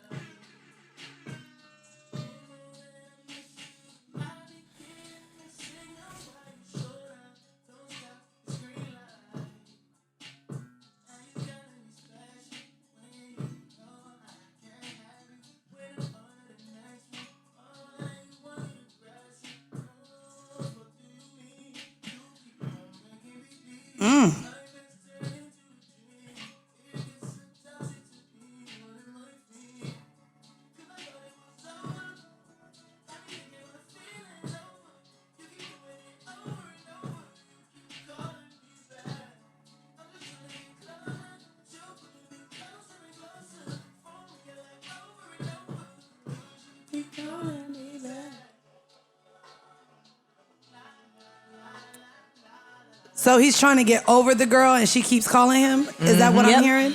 Yep. We all have one of those. Oh, not these looks. No, we don't. Look, we block numbers over here. Oh, okay. We block numbers over here. Turn it down. Hold on. Wait. We all got one of these. No, we do. No, ma'am. We do. We don't. I block numbers. I block numbers. Okay, but it never went back to nobody. Oh, I definitely did, but it's been over. Yeah, but it's over while it's over. But even if they don't have your number, bitch, there's Skype, there's WhatsApp, there's Instagram, there's Twitter. No. Like you can never even get rid of anyone anymore. They all Gmail, bitch. Listen, I deleted Snapchat. I was like, I don't want no parts. I'm good. Really? I'm proud of you. Yeah, I still have niggas emailing me, and I'm like, no, because it takes so much for me to detach that once I finally do, I have to keep that space. I have to keep that distance. That's beautiful. Until I get to a place where it's like friendly. Like I have the one ex that was probably the ex that I was always like, it was always a back and forth for a long time. But now even if I were to see him, I'd be like, oh, you're so boyish. You're not even like a grown man. I mean, like, I will say, not, there's no attraction to that. You know what I mean? Yeah. Like I've outgrown it. So to me, that's still kind of like, the idea that there's someone that's still like you still feel tethered to somebody. I don't have that feeling. But it's also funny that you said that because I used to love me a tenderoni, baby. I used to love me a man that was like younger than me, like you know, girl. Me oh my too. God, girl. I used to be like me too. 28 playing with like 20-year-olds, 21, 22. Like I like the idea. Love the little puppy. I like the idea of a man not having baggage. I like the idea of being able to teach him some things. Yeah. And I just, like the idea of at one point just having fun. There wasn't the pressures of kids or marriage or moving in, the things that you get with someone older. But now I guess that I'm more mature and I'm more settled and more in a different place. Nigga, if you ain't got a gray hair, I'm not looking your way. Like, I need a little seasoning on my niggas. Give me a little salt and pepper, baby. I need some experience, some life experience. I think that's part of it too. When your type changes, when you evolve and you grow, it's like you're not even looking at the same guys that you would have. You know what I mean? Yeah. Mm-hmm. It's funny because when we were in Atlanta, there was a couple that was around the group that we were around. And the guy was like an odd doppelganger for my ex, and his wife was like a weird doppelganger for my man's ex. And so my man and I were laughing about it, like, yo, isn't this crazy? Like how people, that's not even like we're not even attracted to the same things anymore. Right. Like which to me is also indicative of me really being in love now, because I'm like, damn, I'm looking at him and he's the only person I see. When I tell you that is really like what you just said, like, even if I have the freedom, like I be getting hall passes and shit when I travel. And when I tell you, when I went to the J. Cole concert, shout out Dustin and Asante, they came with me and I'm walking around and we looking, because there was some joints up in there. You say you get hall passes when you travel? I do. So like that. When I just went to Mexico, he was like, you have a hall pass. And I didn't use it because I'm just like, if I'm finna fuck somebody, he gotta look like better. My man, he gotta look better than my man, at least. And I've seen your man. Bitch. That's hard. He came to the house. You feel me? That's hard. So I even went to the J. Cole concert and I'm like, damn, it's like, how can I even look at a man if he ain't finer than what I got? Right. Yeah. And you know what I mean? Also the idea of treatment and someone showing up for you, like, I'm waiting for the nigga to really fall off, like, so I can make up for him and someone else. And I haven't gotten there yet. So the way you just said, I only have eyes for my man, even if we see someone good looking, it's like, oh, he good looking, but there's no desire at all to go past that. No desire. Because you really like. And I wonder if because you have the option, and I actually love that you have like a non-conventional, relationship that you guys allow each other to have that type of option, that hall pass option that, I can do this, but I don't want to. And I think a lot of times, in relationships, you immediately come with those bars and those restrictions of like, no, you can't do this. This is cheating, blah, blah, blah. Right. Which, by the way, just because we're unconventional, it doesn't mean that we eliminate. It's disrespectful, right? It's not like that we eliminate cheating happening at all. Right. Even though we can be with other people, yes. I mean, a lot of times, and I've told him, I only want to see you with another woman when you're with me. Mm-hmm. So I be letting him know, and she knows, when we went on the outs, I was with her and her nigga, and we just drove by this little restaurant, and I thought it was him. I said, oh, bitch, I'm going to jump out. So I done let him know. I'm going to jump up and pull. They put the child locks on, like, no. I said, press hit the gas. We not pulling over, we not stopping, because we both going to end up tearing this restaurant the fuck up. We were, but I done already let him know. I said, just so you know, and I'm going to let you know, even though you have this freedom, I don't really want you to do this. There's still limitations. There's still boundaries that are respected without like having to confine and constrict each other. I think that's you guys. But there's nothing he doesn't know. I let him know. I said, if you out with a bitch and I see you, I'm pulling up and buying y'all shots. Just know there's nothing else that's gonna happen. I'm gonna pull up, buy shots, and make sure I introduce myself. I said, so if you think you're finna go out, just know. And also, like, he's done met so many of my friends, like, you being spotted, nigga. Yeah. I got eyes everywhere. I done seen you. Yeah. Shit. So yeah, I guess, let me see. Do you want to, we have a conversation. Do you want to make the phone call? Yeah, I mean, I wanted to, because because we're on the topic of music, and I feel like it's so pressing, right? We're all looking forward to Summer Walker's album.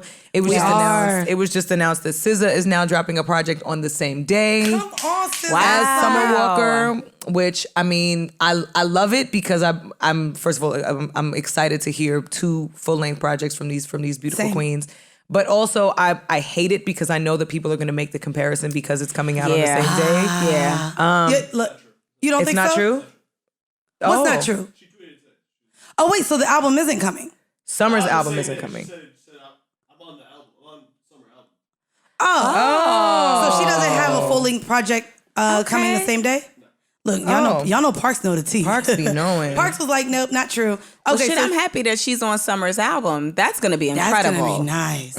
All I know is because Summer is definitely going to be on some niggas ain't shit type of vibes. And I'm ready. We know SZA shows up as SZA. Like, you not shit, but I'm not shit. So let's be not shit together. Right. You feel Scorpio sis. Right. I'm excited for all that toxic energy. Well, that was I'm mistaken on. I am corrected on that one. I was looking forward to both. But something I did want to bring up too is that we've been seeing a lot of promotion for Teyana Taylor's farewell tour, which I'm excited about because I love to see her live. She's a star in my mind. I love her music. I'm a fan of her, obviously her performance. Any and everywhere that she is on stage is a sight to behold every time.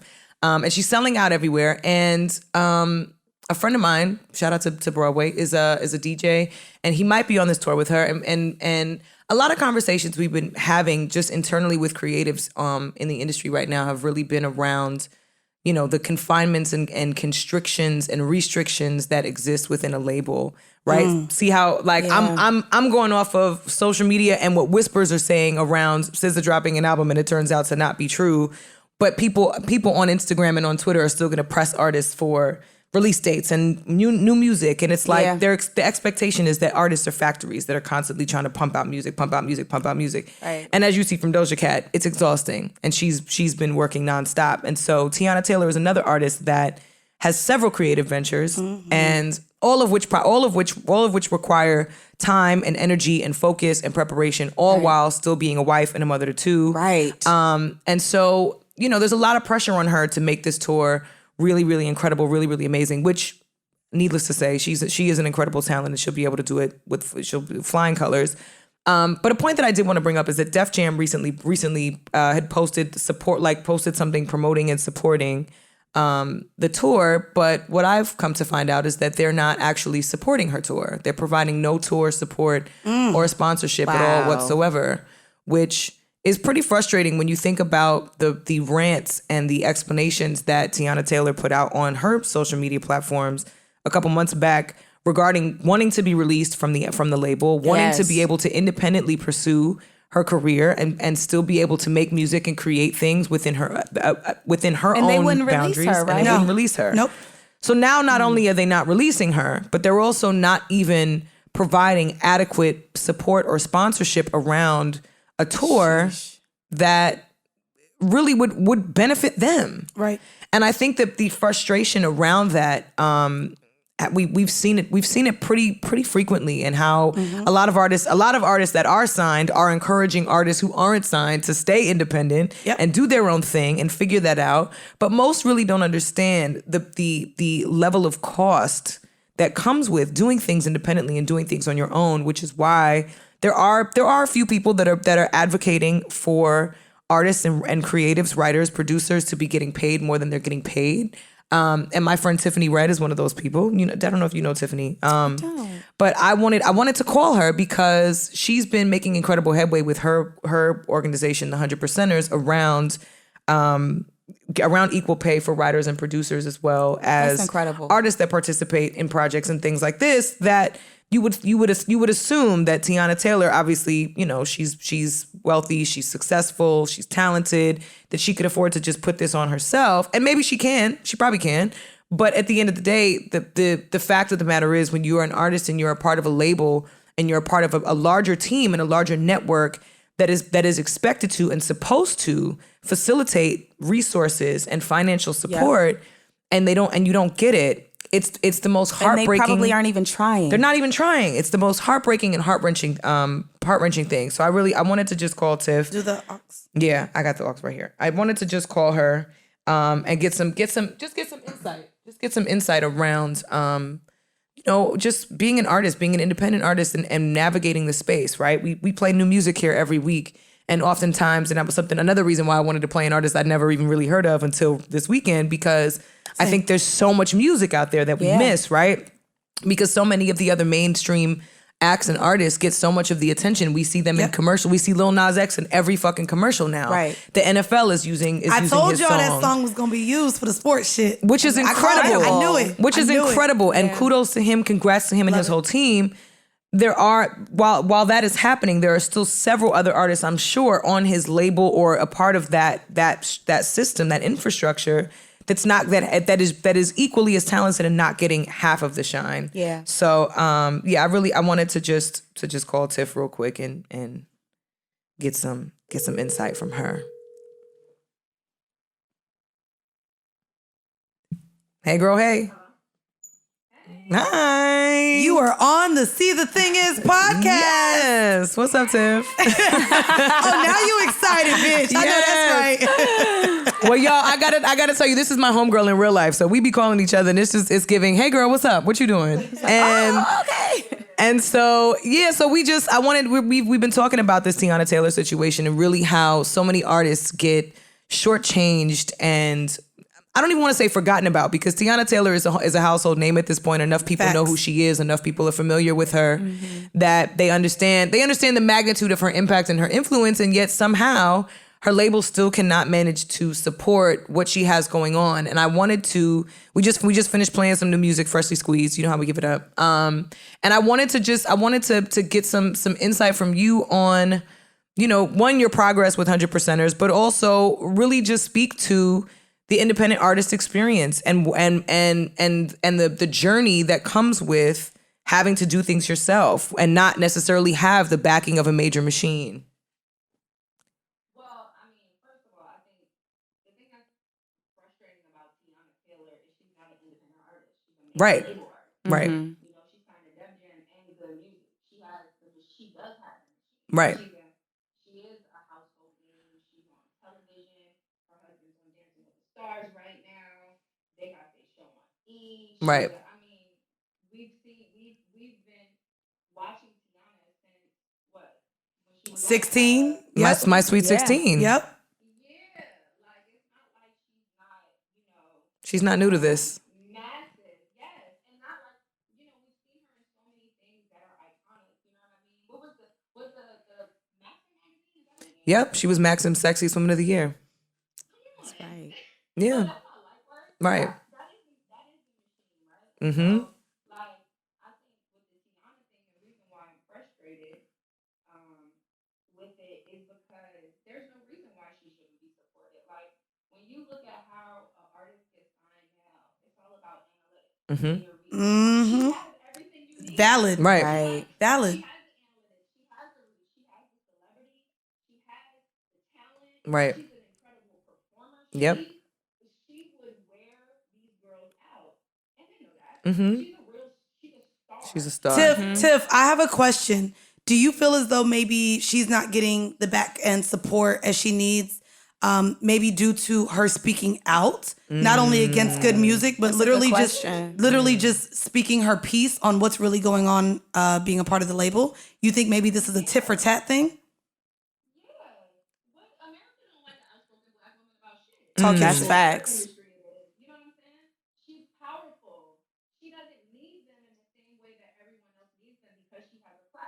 right? I think that a lot of record companies feel a way about the fact that we're able to use our platform to be like, yo, this is what's going on. Right. And I think that so they stonewall you, and they lock you out, and they don't let you go.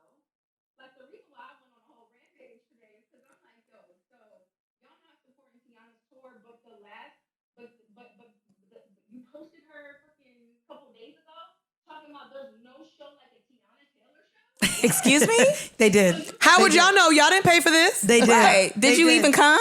Did you even come? It's optics, and that's the thing, though. You get the public support from a lot of these motherfuckers that don't really support you because it makes them look like they're doing their job. Right. A lot of niggas is out here not doing the job that they need to do, but let me go ahead and paint this facade to the public that I did everything I was supposed to do. We even helped promote it technically because we put it on our social media account. No, my nigga. Right. Right. Right. That part. Advertise what she's doing. They're not making sure that their artists or their merch is selling and that they're doing. They only worried about what somebody the captions are super superficial, very empty. It's just like who the hell is even running this account? Talk your shit, Tiff. A shout out and cosign go a long way out in these streets. They do.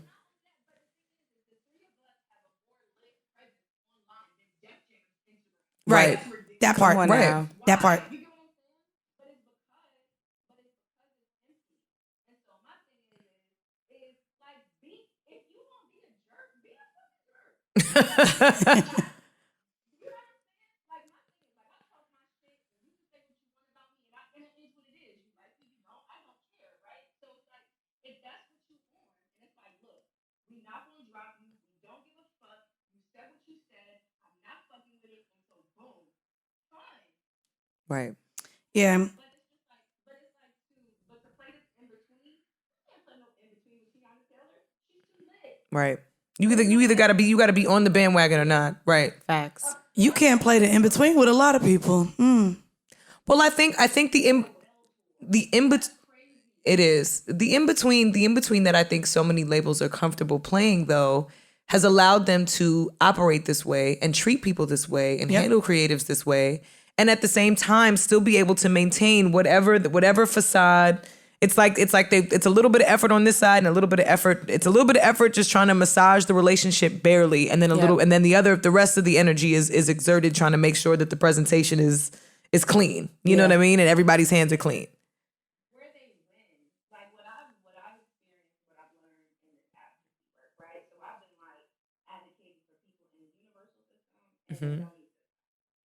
And I can just say I don't even give a fuck. Like the way universal handles in general, this is not just with Teyana or with anyone specific. The way that they handle business like this is poor. They do not like. As I've been like going back and forth, I've been going back and forth with Universal over five writers now for like since April. For those of y'all, For those of y'all that don't know, I just want to give a little bit of background. So Tiffany Red is an artist as well as a songwriter, and she has had over a decade long career as a songwriter, and the last like 5 years of really concentrating solely on her music. And the last 2 years have really been dedicated to activism and advocacy for fellow writers and producers that are either locked into really shitty record deals or publishing agreements, and have been shorted money. Shout out to you, Tiff. Yeah, shorted money. Or artists or creatives that have not been able to speak up for themselves against sexual abuse in the workspace, in the creative space, which we see all too frequently in the music industry. Yep. And so now a lot of her work and a lot of her work and activism is completely centered around getting some of these creatives their just due financially, but also get them free from these like embarrassingly binding contracts. Yeah.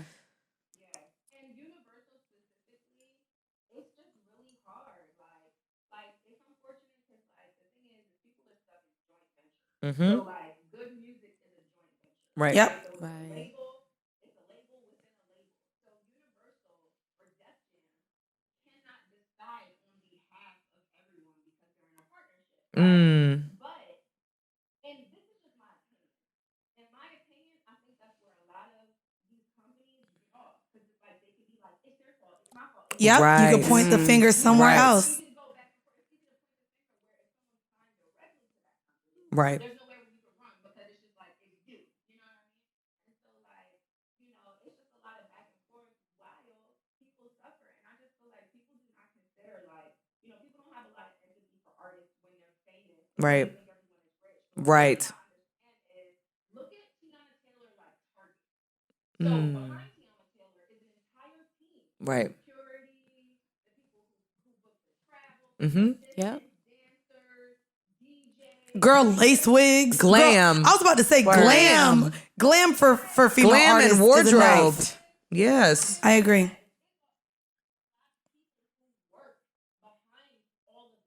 Right. So every single time that a label or the big shot are like, oh, word, you want to play with us? Like, to your point, Andy, I definitely think that we're giving her that energy because she spoke out. Of course. Yep. So because of that, it's not just Teyana they're sitting down. Right. They're sitting down Teyana and company. Right. It's a trickle down. Yeah, it's a trickle down. Like with the, I remember when the baby came out and said what he said. I remember talking to one of my friends who's like a road manager, and he was just talking about like all his boys that were about to go on tour. Because remember when he was on all those stuff? Yep. And all that stuff? Yeah. And it was crazy to see how many Nobody ate. were out of Out of money for that. Yeah. Which I'm sorry. I ain't that sad. But yeah, understood. I'm Understood.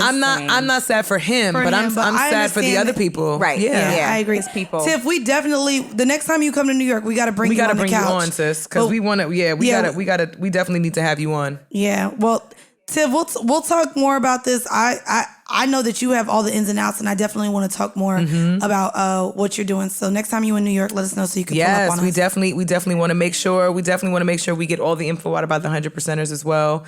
And all the advocacy work you do is so dope, man. I love watching you. I love watching you fight the good fight, man. As much as I'm serious. It's such a beautiful thing to see And that's your such passion. a thankless job too, to fight the good fight, Yep. and to That part. advocate for people. So that's amazing. Thank you.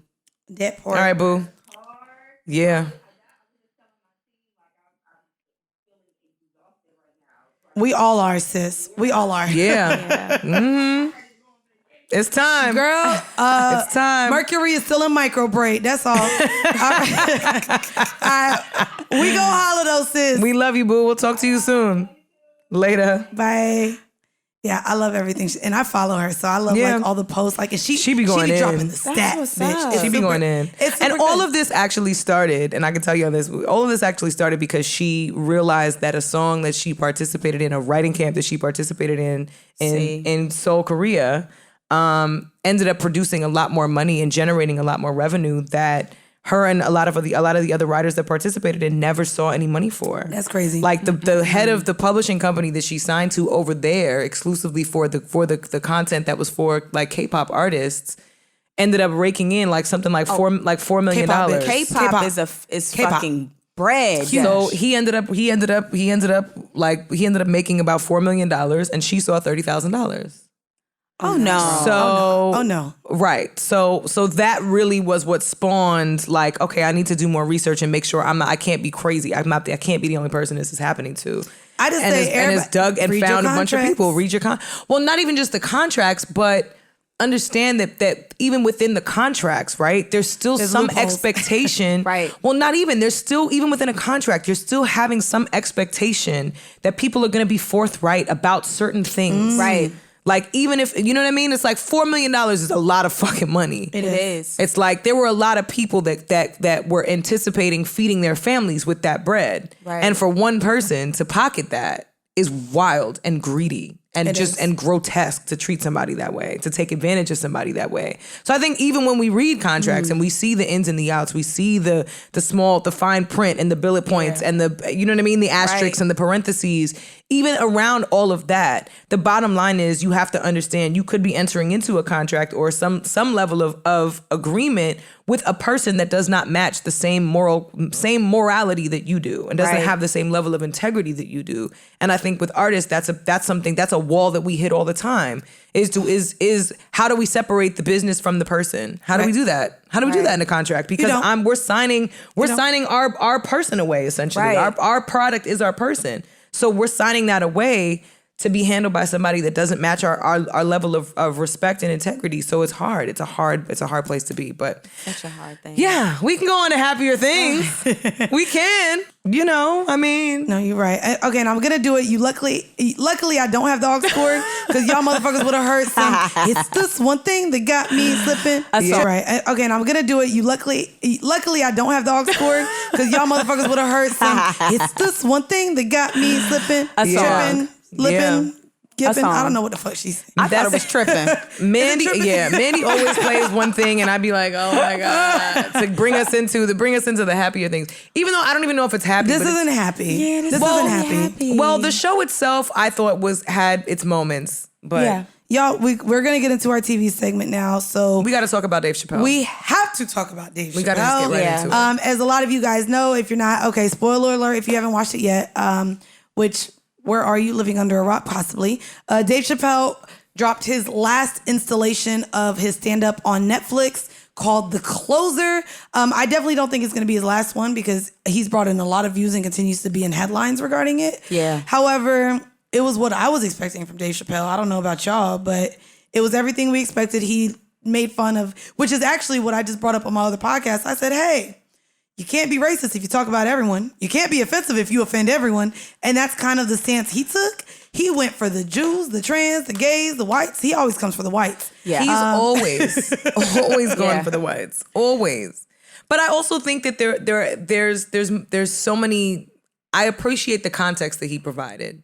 Mm-hmm. Because I think that his bottom line has continued to be overlooked and just like everybody overshoots and reaches for a different disposition for him than he's actually presenting. Right. And I think his bottom line has been made very clear this in this special, which he said some very telling things. Not all of the jokes were funny. Some of them were cringy. I'm not going to hold you. I completely agree Some with of the stuff was cringy. I literally was like, you know what's crazy? My friends made me feel like I was going to go in cringing. And bitch, I thought it was brilliant. I didn't even cringe. And y'all know I'm super advocacy over here on some shit. And I was like, valid. I see what you're doing there. Yeah. And so to where it was just like, even though I stick up and definitely as a member of the LGBTQ community, I also feel like I'm not as sensitive to a lot of things. Right. And so ironically, when I was watching it, I was like, he's making points, but also I'm going to chuckle because God damn it, you're making so much sense. Yeah. Like, why are we not viewing it this way? Right. And I mean, I know that a lot of you guys see he is facing legal troubles right now. Well, not legal troubles. He isn't. There's another thing, Scream Man, where the Black Coalition is petitioning to get his trans jokes removed from the Netflix special. No, they want to pull the whole thing. Oh, they want to pull the whole thing. Oh, bitch. They want to pull if the Jews ain't mad, what you mad about? And you know, and they own Netflix, right? The unfortunate, they own all the buildings in New York. The unfortunate part about this is that this energy is exactly the energy that he points out throughout the entire stand-up. It's like, did y'all watch it? But it's also, I mean, they didn't.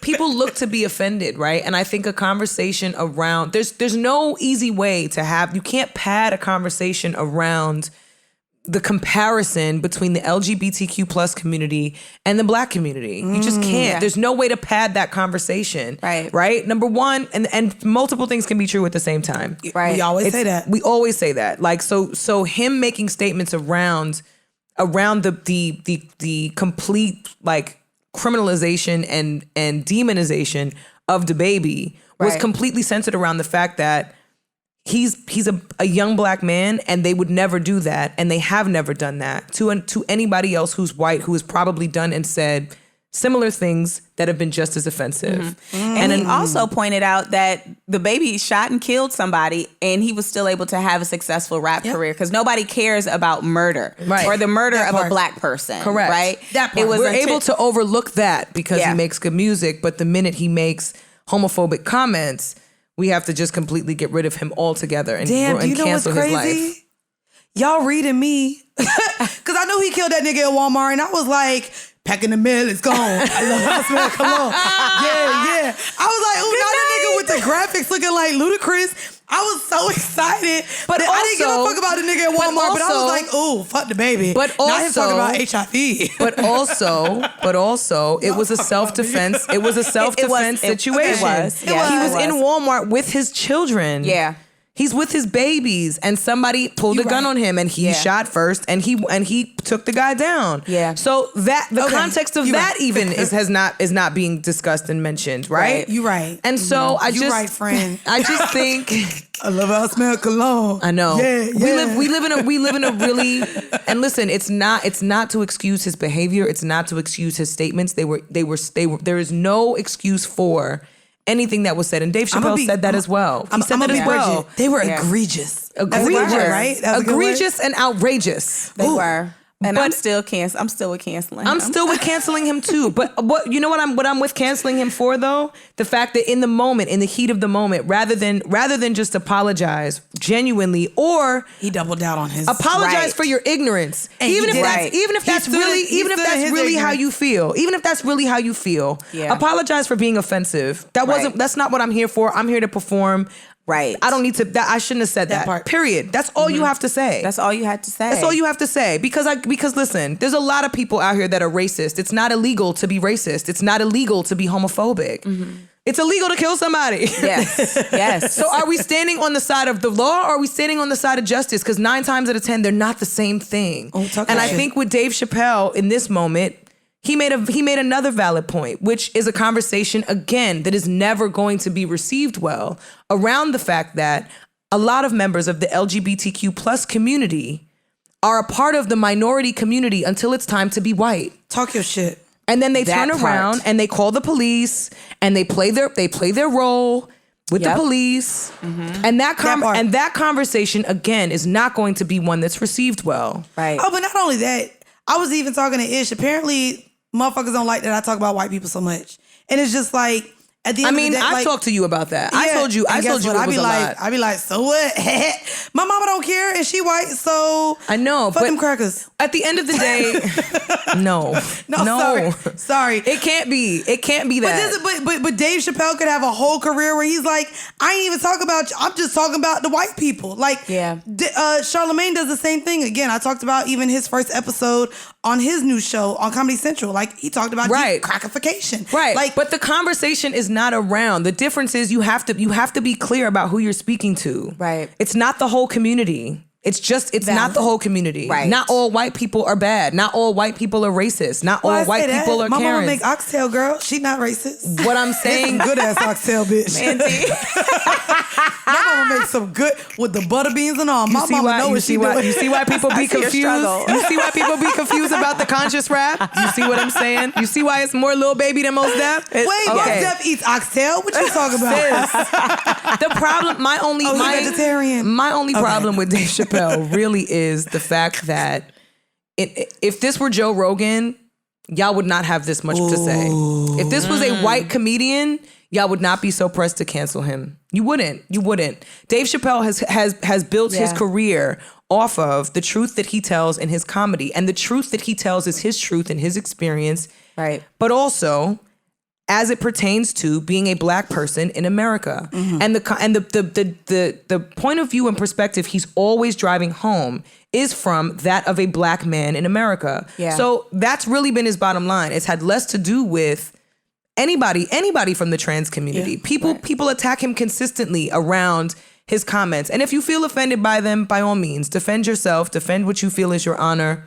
I'm not going to tell anybody how to feel about certain things. But what I will say is, I think we have to come to a place as a society where we can look at comedy as someone's testimony, right, and less about trying to sell somebody a product or sell somebody on or lie about. It's like, again, we pick and choose what we want to be offended by. Right. We have corporations that lie to us every day. Mm-hmm. All of these people who are attacking Dave Chappelle, the same way that I feel about the anti-vaxxers. I don't mind if y'all don't get vaccinated. That's a personal thing. But don't you dare fix yourself to go to the fucking hospital and want to be on a ventilator for months when you didn't get vaccinated because you didn't take care of yourself. Ooh. So now somebody with cancer who needs to receive treatment has to go without and possibly die because you were irresponsible with your health. And you're holding up the bed. With the ventilator. That's not fair. But also, we're all hypocrites. Like we are. That's my point. Yeah. Okay, wait. Y'all want to sit here and cancel the baby? Let me ask y'all a question real quick. Y'all eat at Chick-fil-A? Correct. Yeah. Y'all hypocrite ass motherfuckers. Because they vote against legislation that provides rights for the LGBTQ plus. But that's community. what I'm saying. Right. Do you get gas at Shell? Because Shell also down the street. Because the Shell gas station also participates in the funding of politicians who are anti your rights. Yeah. What was your who don't want LGBTQ plus community people to have children? Gigi, what was your take on like everything said in this stand up? I loved it. Okay. I understand, people being sensitive to it. But what I didn't like was how, people who didn't watch it, they just read highlights, right? Mm-hmm. And you saw the clickbait. Yep. You missed the overall point one, but you also missed a very valid point, and I'm giving a spoiler alert. My apologies, you should have watched the shit. But he mentioned how he actually had a transgender friend who he embraced as an up-and-coming comedian, and he provided a platform for her, and she killed herself supporting him. Standing up for him. And now he has a trust fund set up for her child. But he loved her, supported her. And you miss those things. So if you want to say that he has hate towards this specific community, I can't necessarily agree with you on that. Because if he truly had hate, then he wouldn't have done those things. He wouldn't have spoken about doing those things. The only thing that I'll say against that, sorry, devil's advocate here, is...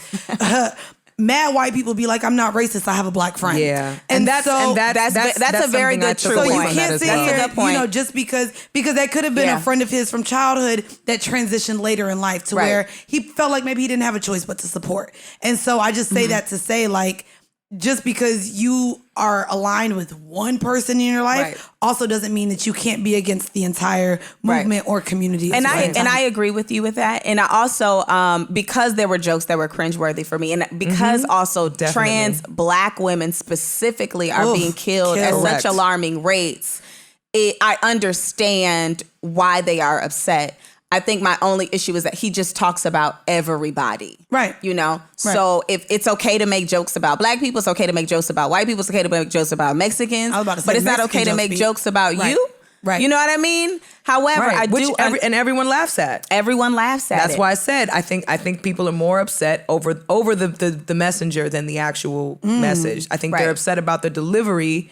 Because Dave Chappelle has always come across as a nonchalant, unbothered individual. Right. And I think that bothers people more than anything in a world where everyone is hypersensitive and feels the need to drive home all these politically correct moments and notions. And I think it's unfair, and I say this for all celebrities, it's unfair to expect celebrities who show up to do a job to participate in things beyond that which their job requires. Yep. Dave Chappelle does not speak for anybody but Dave Chappelle. Facts. So I don't think... Bridget does not speak for nobody I don't speak for anybody but Bridget. And I don't speak for nobody but me. Even while I'm sitting next to Bridget, I want y'all to know, Bridget be like, girl, you be... Why? And she be doing too much against the white people. And I say it all the time. And she says it, and I be like, sorry. Right, but I'm not going to muzzle Mandii. Mandii not going to muzzle me. At the end of the day, we exist in a space that is built on mutual respect. Yeah. And I think his closing statement was just that. Yes. And he creates conversation in every stand-up special that he does, even down to the Dave Chappelle show that was on the network when it was on. He always creates a moment where you can create the conversation and have a conversation. And I'm not mad at that. No, but I also think the conversations that need to be had, a lot of people are not ready to have. And that's why everybody is in such an uproar, because I agree. It's conversations that people, there's a levels of accountability here in acknowledging that several things can be true. Right. Do I think that some of the stuff he said was transphobic? I do. Yeah. Whether he had a friend that was trans or not, there were still some things that he said that to me were like, you could have skipped that. Right. We could have skipped some of that. Well, I liked it all, so I'm glad you ain't skipped shit, Dave Chappelle. Bring me something else like that, because I was like, ooh, you funny, but ooh, I'm glad you said it and not me. I do want to say, however, y'all, our good friend Gigi has a flight to catch to go back to the West Coast. We was trying to make her miss it, but we not going to do her like that. Yeah, we ain't going to do her like that, because the way we ain't got the budget to just pay for another flight to LA. Sure like, don't. bitch, if you was going to Atlanta, I got you for the 200. But to LA, I feel like you know it's 200. Yeah, and that's not even on Spirit. Spirit, 50 cents. You, don't do that. Don't do that. I do want to, Gigi, thank you for pulling up. Guys, y'all. if you haven't yet, check out the Oprah Rose Show. She has two other co-hosts, Tiara at TT. Yeah, my bad. TT. Yeah. And Daryl, and they're amazing. So go ahead and drop your ass. Let people know where they can listen to you and kind of what your show is about as well. Yes. As Mandii mentioned, I am one of 3 of the Oprah Rose Show. We try to do 3, sis. Good for you. 3's a crowd for us. We started off as 2, and then our producer started talking too much, and everyone loved him, so we brought him on. But yes, we talk about everything, and we try to like hit in this soft space of people or Black people specifically not being monolith, and you can be everything in one. But you can find me on Instagram at ggmoney17, Twitter ggmoney17. And before I leave, I just want to say thank you so much, ladies. I met you both in such different times of my life. Yes. But you were living here. You have always been. Sure were. You was outside, bitch. She was. We was all outside. Always incredible. And, Bridget, thank you, because you always were so welcoming to me when I first met you. So loving, and always been consistent and been you. Thank you. And I love you, and I love seeing you like this. Yeah. I met you as an artist. Yeah. And you still are very much so an artist in a different space. Yes. So I love seeing you in this space. Thank you. Mandii, I love you so much because I don't even think you love and embrace me in a very fragile moment for me, and you just showed me so much love, and you never asked any questions. You just said, "Hey girl, come do this." In moments where I don't even think that I needed it the most. So thank you so much. I love you. Happy birthday. You, and I'm always going to be here for y'all and show up for y'all in any way that I can. Thank you for letting me share this space. Thank you for joining us on the couch. Thank you for bringing your energy and your perspective. She a real friends with benefits, y'all. Not that they be fake, but thank you, boo. Thank you.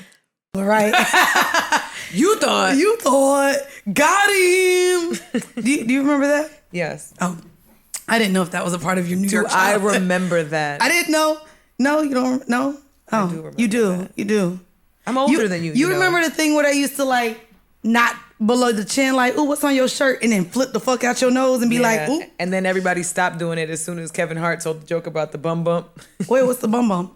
I missed that joke. Wow. Okay, so in Kevin Hart's stand-up, he makes a joke about a bum like touching his lip or whatever, and like getting a bum bump, like getting herpes from like the dirt, like not knowing where that's somebody's cute. hand has been. That's cute. That's where he wanted to say he got his cold sore from. So just say you have herpes 2 simplex. It's okay. It's okay.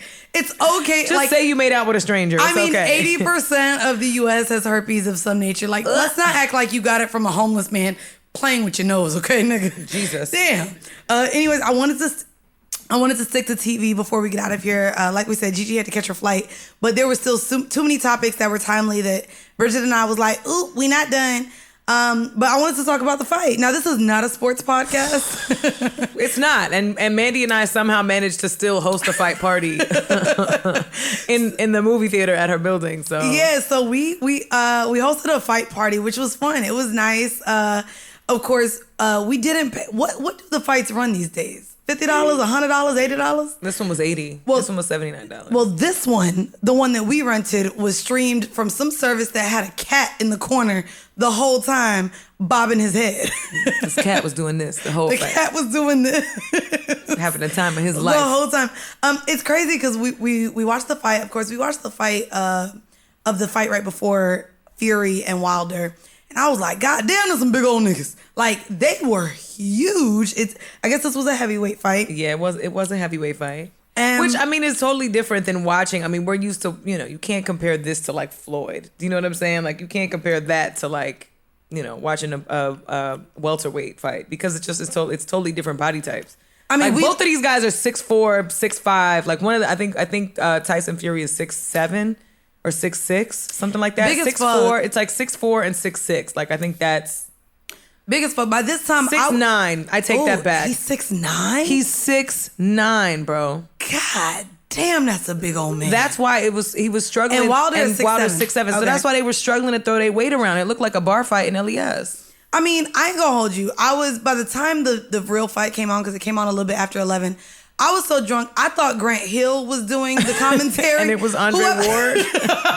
I was like, what's Grant Hill doing? And then Lennox Lewis looked like he got dressed in the dark. He had on a shirt and tie and pants from a hold and a jacket from a different set. So we're literally watching this, and of course, all the men in the room were like taking bets on who's gonna win. And I want to root for everyone black. However, always. However, I got the update on the statistics of this man going against this white man, and apparently it was a draw and a loss. So I said, "Oh, the nigga done lost twice," and he was like, "No, it was a draw," and I was like, "No, a draw is a loss, my nigga. It's not a win. A draw is a loss." So the fact that I'm into math, you know what I mean? I'm into math or whatever. I failed statistics once and had to take it again in college, so I was really into the statistics of this, and I was like, ooh, I don't know. So we start watching this goddamn fight, and me and Bridget turned into the commentators of the room. And when I tell you, we just got scared because Wilder looked like he was gonna lose by like the second round. I got mad. And shout out to Telly. Shout out to Telly the wife. Telly, who is Deontay Wilder's wife. I love me some Telly. And she was in the crowd. The camera pans to her at some point, and she was screaming, "Stay strong!" And all Mandii and I looked at each other like we would be screaming, "Fuck him up!" the whole time. So I ain't gonna lie. I would have been starting to fight, like starting an argument with his wife with Tyson Fury's wife. I would have been screaming at her like, "Get your husband!" No, I would be a bad wife because the way Wilder looked like he was about to turn into a vegetable with any next hit. No, so here's the thing. We got to give him credit, though. No. You said you would be rooting for him. I'd be like, babe, we already got the check. Just fall and don't get up. The check is cleared. Oh, my God. I'm not going to lie. I was looking at it like, if that was my man getting his ass whooped, baby, no. Just fall. Don't get up. We got the money. Just play dead. Don't be dead. I'm not gonna lie. I'm like, listen, baby, this just ain't the one. Like, apparently he is 18-0 in his other fights or something like that. Nah. But this is the one he keep losing. I'm Ivan Drago and that bitch. If he dies, he dies. Like that's how I was feeling. Like, no, I wanted to see him fight to the end. And truth be told, fight to the end. If you had a club. He did. No, but listen, Deontay Wilder made it through 11 fucking rounds. That's a long time. But I will say, and I laughed at this because Maul tweeted this, and shout out to Maul for catching on to this joke.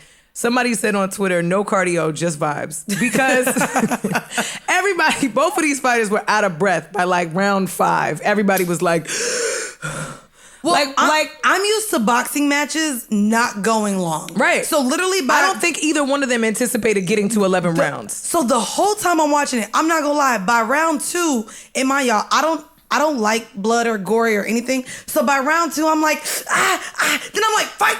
Then I'm like, and then I'm like, they have to do 10 more of these? Right. They got to do this 10 more times? I was like, oh no. When he fell hard, po baby, which I ain't gonna hold you. Let me share a story real quick, y'all. I beat up this bitch in Orlando, right?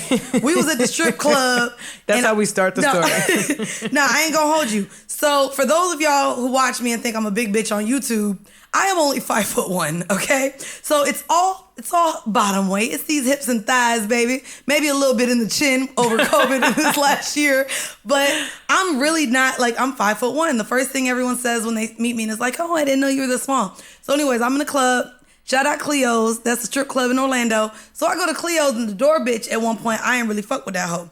So I go into the club. I'm having a good old time. I'm having a grand old time. You know what I mean? Throwing a little bit of ones. In Orlando, you get away with like throwing like 30 ones. Right. I was like, ooh, smoked a little blunt, drank a little Hennessy. This is when I was drinking Hennessy. Oh. This is when I didn't care about my life, apparently. Yes. I still don't care about my life, apparently. But for any of you drinking Hennessy, still don't. Oh, baby. Yeah. In your 30s? On occasion. Oh, you ain't shit. Hennessy and apple juice is a fantastic combination. Oh, I'm not going to lie. It is. Yeah. A little Martinelli's with a splash of, yeah. It is, but I heard Hennessy is racist, so we do the Douce now. Yeah, we do the Douce instead. But anyways. I do say so myself. I hate you. So I'm at the strip club, and the bitch, I'm talking to the promoter, and this bitch pop up on me. Oh. And I'm like, this is, again, goes back to what I was saying, bitch. We done already did our exchange on the social medias. If you gonna come to me, there's no more talking to be had. So she comes up to me, and mind you, y'all, She looks like Mrs. Puff. Y'all know the driving school ed teacher from SpongeBob, but the bitch is like 5'9", but also looks like Mrs. Puff. So, y'all think my neck is bad. Hers is just a whole little puffer fish face looking shit. So the bitch pops up on me and is like, what's up? Oh, no, that's what we doing. Mind you, this is when I lost both my BlackBerry and iPhone and my purse that was with me, which is why now I know how to prepare for a fight. But we started fighting. And bitch, when I tell you, for the ladies who are scared on size, the bigger the bitch, the harder they fall. And that's all they're just slower. They're slower. It takes a while for them to connect. They can't throw. A lot of the big girls can't throw their weight the same way. But also them gut checks, bitch, and I'm right down by the gut, bitch. You 5'9", I'm 5'1". I ain't gotta reach up there, bitch. I'ma just slam you in your little side. I'm not above hitting a bitch in the titty either.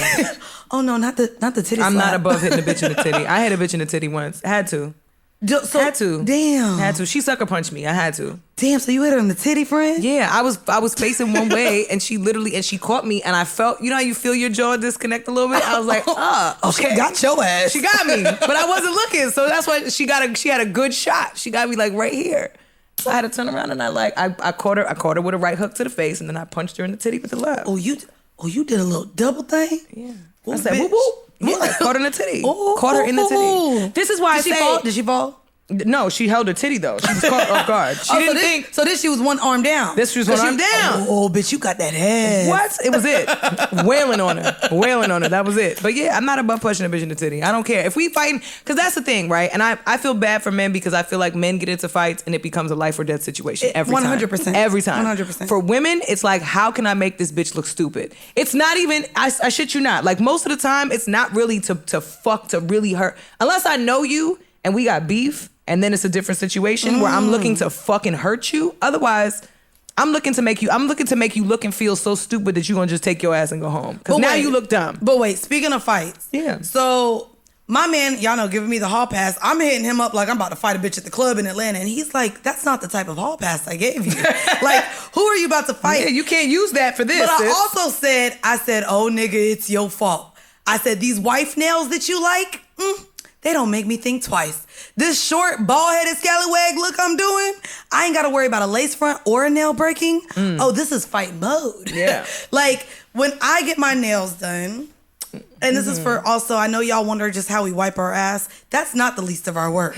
But if I get in a fight, the way a nail breaks and could come off and tear everything off in a fight, if my nails is long and I just paid a little $200 for this new set, I'm going to think twice. That's why pretty bitches, they always say pretty bitches don't fight.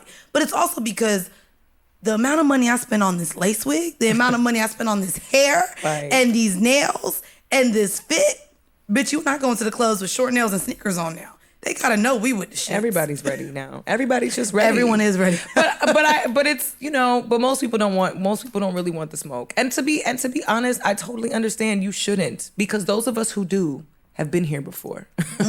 Those of us who do know what the fuck time it is when it's go time. That part. That's why I be trying to tell Mandii, please don't go, because if you go, then I gotta go. And now the whole shit burned down. Do you know my friend said that? That is always my concern, because I'm a protective person. So if you go, I have to go. I don't care who it is. I don't care what the situation is. I'm going. My homegirls was already like, well, let me know. I'm ready when you are, because if we gonna be on go this whole time, we not even having fun no more, because we ready for shit to pop off. Right. So my homegirls was just like, all right, well, if she ain't gonna move, we ready, but now also we can't drink as much as we want. We probably can't smoke as much as we want now, because we gotta be alert. And so, which in this case wasn't really true, because the energy was never that. The energy was never that. Bitch, and on Twitter it was. I just implore people, like, you gotta be careful, because some people are not interested in going back and forth with you on Twitter. Some people will just see you and just throw a drink in your face. And it might happen. Oh, it could happen. I'm not gonna lie. The only reason why I wasn't the first to pop off was because of my homegirl. Well, she was like, girl, like once she saw me just take off my watch. And the only reason I did not encourage it was because it was my friend's party. It was a friend's party. If we were randomly out, bitch, it's the only reason, I swear to God. At some hole in the wall place, randomly, just happenstance, that she's in the same spot we in, and you looked at me and said, I know. Bitch, I'm going, I would have said, okay, well, let me find security to make sure we got a little time, because that's happened to me a couple times where I'm going and I'm winning, and a security guard will pick my whole body up before I even That's what have happened a chance. to me. I got yoked up, bitch, and then I started hiding this nigga. I was fucking hiding in his car because they called the cops because she was an employee. So, bitch, they was looking for me. I was hiding in this nigga back seat like, ooh, they coming for me. Let's go. I'll suck your dick when we leave. I said, we got to go.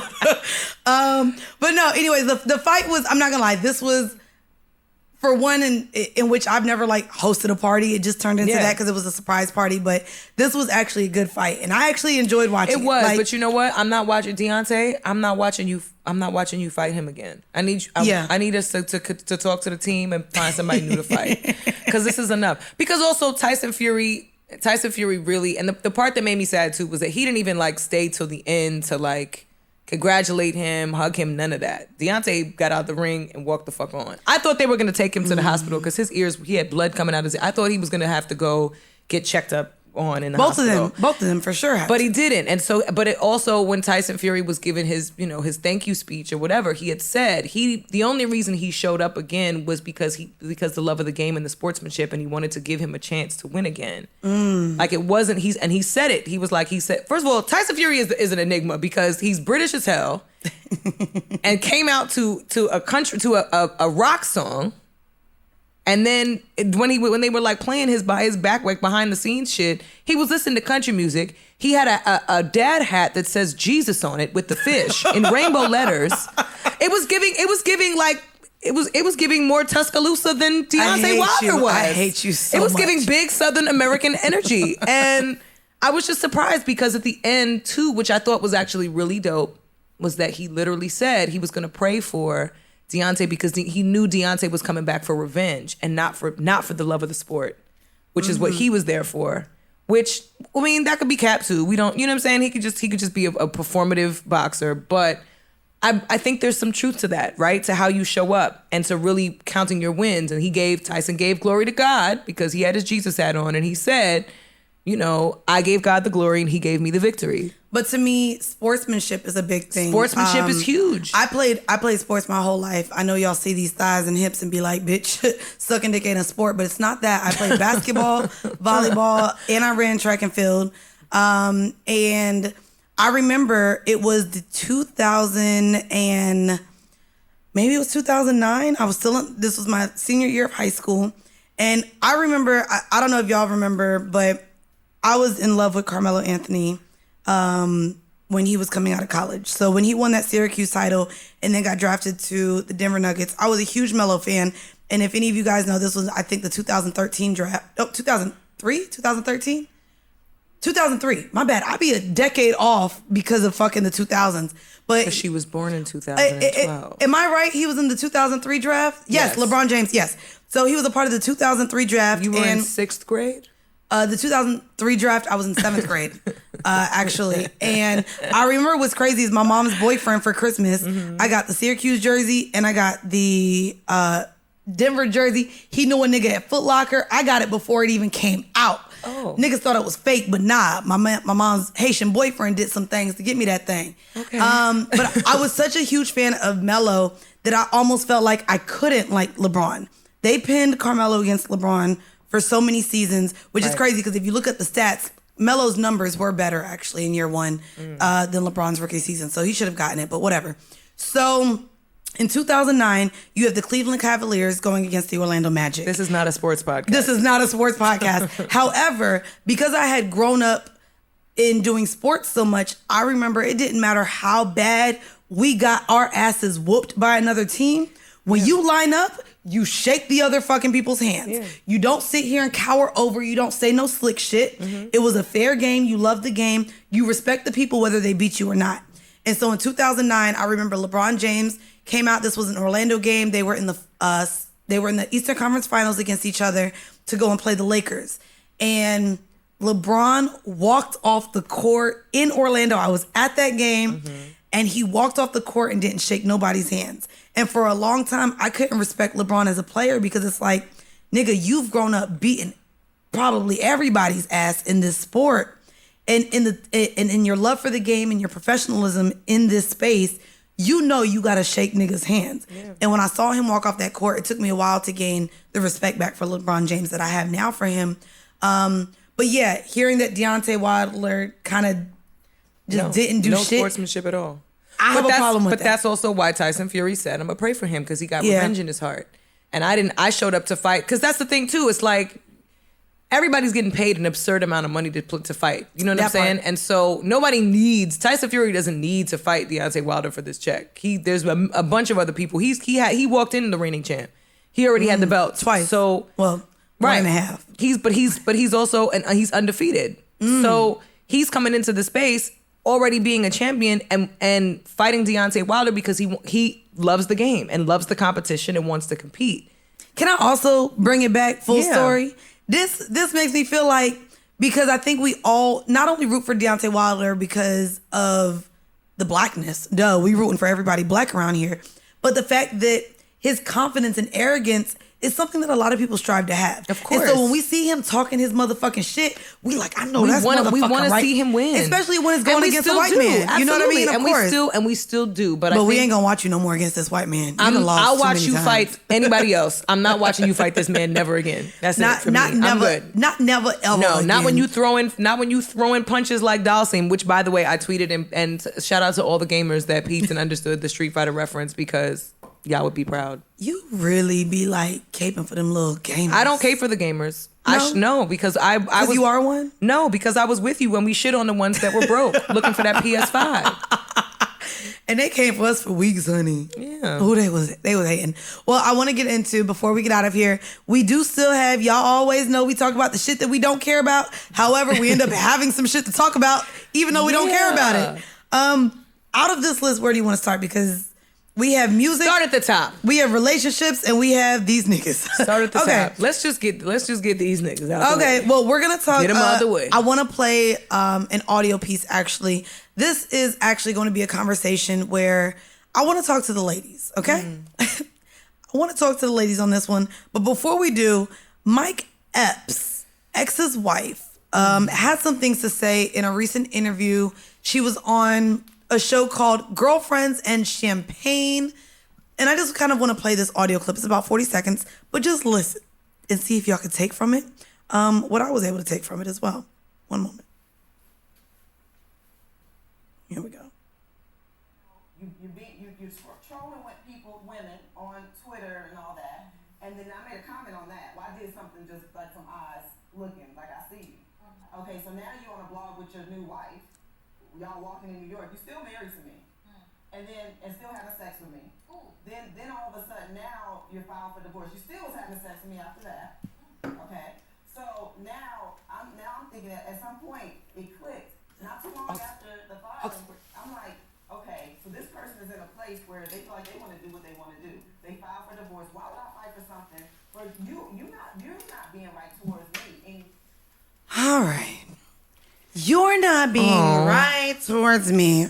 We have a fucking PSA, do we not, Bridget? I don't know if we have the same PSA. Okay, well, you have your PSA, I have mine. Yeah. Y'all, can you believe that two biracials don't have the same thought of mind in these streets? Sage Steele's gears are being grinded. Okay. Do you want to... I'll start with my PSA. Go for it. So I'm listening to this ex-wife, right? Sit here and acknowledge that not only has your ex-husband moved the fuck on, but he has also filed for divorce from you. But what do you choose to do, sis? You decide to go on a platform and almost brag about the fact. One moment. Yes, I feel like there's a one up here. I'm gonna let you talk because we got different takes on this.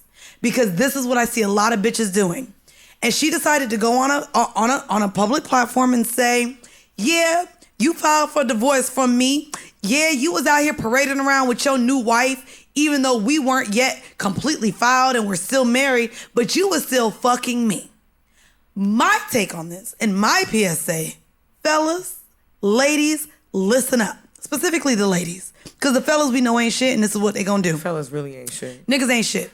But ladies, just because a man continues to fuck you does not mean you have the one up on the next bitch he's either in relations with, claiming with, or growing with.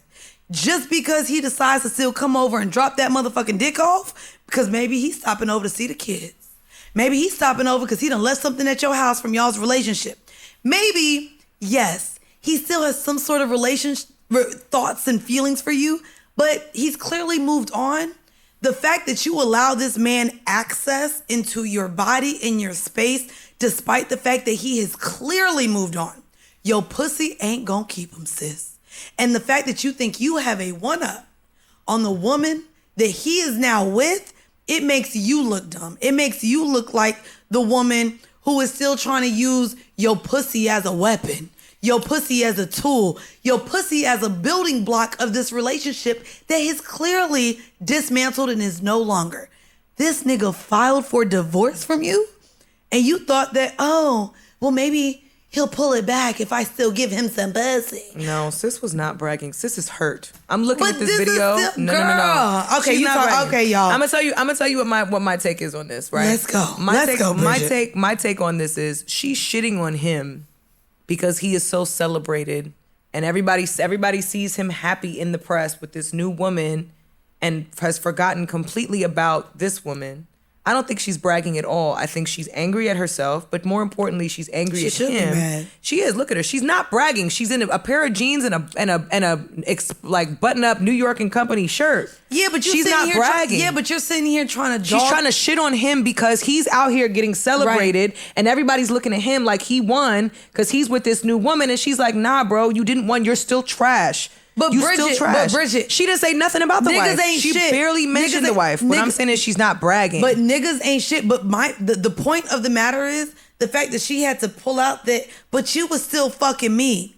Fucking what? Yeah, but she's not. You gave him that access. I know, to you. But she's not smiling. She's not like, well, I mean, she doesn't. That's not her. That's not her attitude at all. Then she needs to come on here and be like, I was a bird. I was a dumb bitch. First of all, I gave no this one nigga is going. Pussy. No, the bottom line is she's trying to expose his character because she's hurt. That's all this was. But that's the character of niggas, girl. If you gonna give up the pussy, if you not gonna hold your ground and not give it to him, a nigga's always gonna say yes to some pussy. But that's also why she's shitting on him, because he's out here talking about how much he loves his wife, and she's like, wait a minute, you know different, sis. That's the bottom line. See, that's really the point she's trying to get across. And this is what I discuss always on the basis of me having non-traditional relationships. Mm-hmm. The idea that he was fucking you doesn't mean he loved the new wife any less. It doesn't. Like, cool. I don't know if that's true. Bro, you still allowed, dog, niggas gonna fuck. Do you know how many men can have sex without emotions attached? But Mandii, more often than not, how you get them is how you lose them. And that's really the point that she's driving home. Is like, sis, you think you won. You didn't win. He's still trash. He was trash with me. He's going to be trash with you. Because even if he's parading you on the carpet, he's still fucking me because he still ain't shit. And so everybody's out here looking at Mike Epps like Mike Epps is this trophy and this prize, and everybody's happy for him and his new family and their beautiful baby. Everybody's posting about how great his new life is, and she's looking like this is the same bum ass ain't shit man that was cheating on me is now cheating on his wife with me. He's no better. He's no different. And goofy shit. So he's this ain't shit ass nigga. You know he filed the divorce for you. And you also know that he has a whole nother woman he's claiming and is about to marry. And what did your bird ass do? Give him some pussy. So I understand that he not shit, but sis, neither are you. But that's what I'm saying. She's not defending it. Okay, well, queens value yourself. Queens value yourself. When a nigga shows you who he is, that's on you to decide. And if you want to sit here and say he's not shit and speak about the cowardice of who he is, if you know he's trash and you know whoever has him next is exactly who he is when he was with you, let him go. But the fact that... But that's what I'm saying. She's hurt. I don't think she's bragging. And you should be hurt because you gave that nigga some more pussy after he filed for divorce from your pussy ass. You should have just let the nigga go. He said he don't want to be with you. So the fact that you was still giving him pussy for whatever reason... Because she's still in love. They were married. What do you mean for whatever reason? Fuck love. Fuck them kids. Fuck love. You stupid. They were married and still in love, and he was leaving her. That's why she was still fucking him. This wasn't some random person that she was like, well, that's what I'm saying. Yeah, but I need to let you know, sis. Like, it's not childish. It's not childish. It's not childish and arrogant for a wife who has been in love with her husband who's leaving her for somebody that is an upgrade. It's not out of sorts. Wait, why is she still? That's why she's upset, because Mike Epps is treating this as if it's an upgrade, as if it's a different situation. And that's why she's pointing out. I mean, they're both beautiful. Right. The woman might be an upgrade in Mike's eyes, but the bottom line is he still ain't shit. So whether he's with this ex-wife fucking her, who also clearly ain't shit, or with the new woman, the bottom line is he ain't shit. And he has hurt this woman, and he might hurt the other woman. That's all. I only did the gunshot because you niggas ain't shit. Ain't shit. We should write a song about that. Ooh, can we? Yeah. Okay, but I'm still gonna eat the chocolate starfish. Okay, we can write. That's the bonus track. That's the bonus track. But no, these niggas ain't shit, and I hate that. Actually, you know what? Before we get into the next topic, yes. Can I play a little? Can I play a little song? Is that possible? Of course. So y'all, if y'all do not know, it's your birthday. Well, we talked about her earlier, but she actually has a song, and I want to get on her. Hold on. This is from the Planet Her album, and we talked about this because I don't know if she was sued or not, but where's it at? There we go. She had to change it from Nas. This is for the fellas, and I need y'all to know that we coming for y'all. Many times. Let's go. Hold on.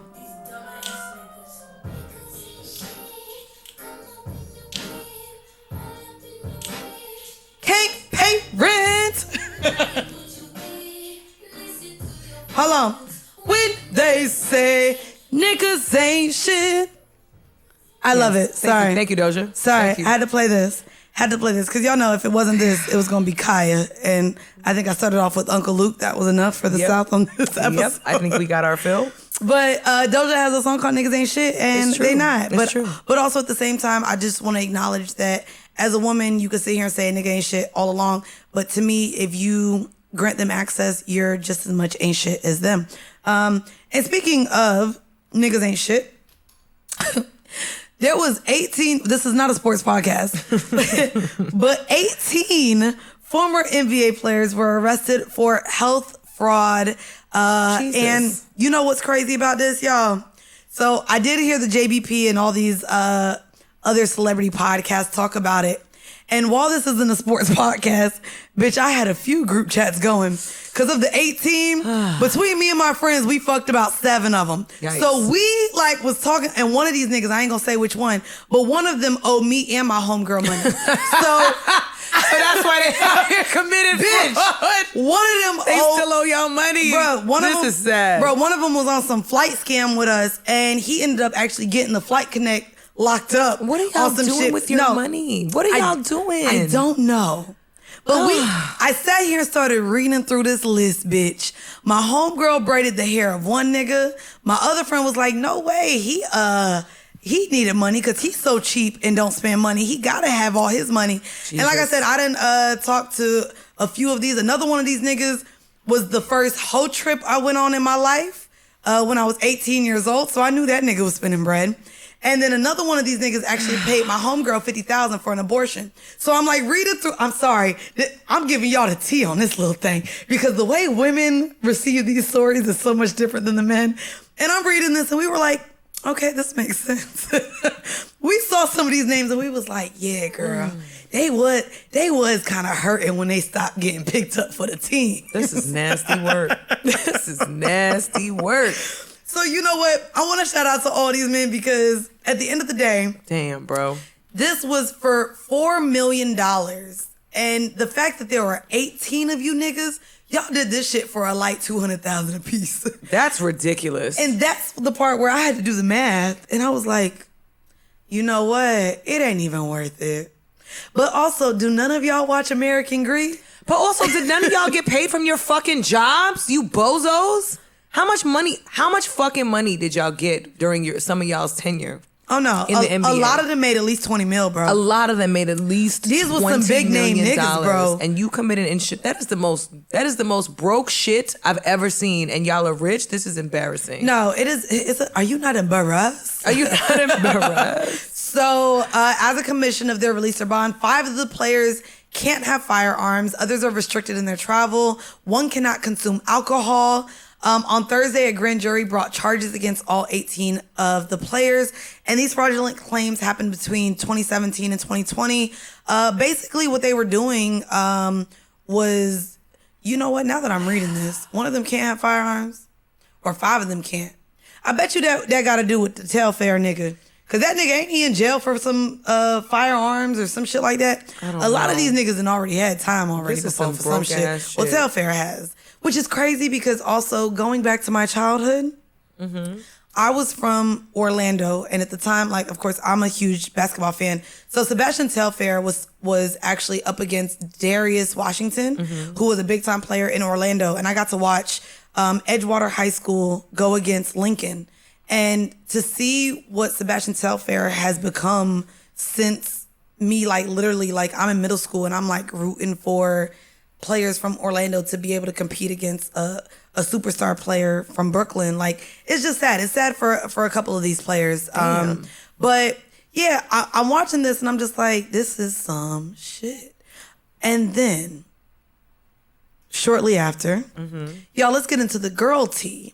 Brittish Williams, if we can go there. Brittish Williams, who was a part of Basketball Wives LA franchise, was indicted on several fraud charges. Okay? Oh, no. So shortly after this announcement, we actually received the information that a federal grand jury decided to take action over 5 felony charges of misuse. Are y'all ready for what British is facing? Social security number, 4 charges of bank fraud, 3 charges of making false statements to the IRS, 3 charges of wire fraud, and 3 charges of aggravated identity theft. Oh, no.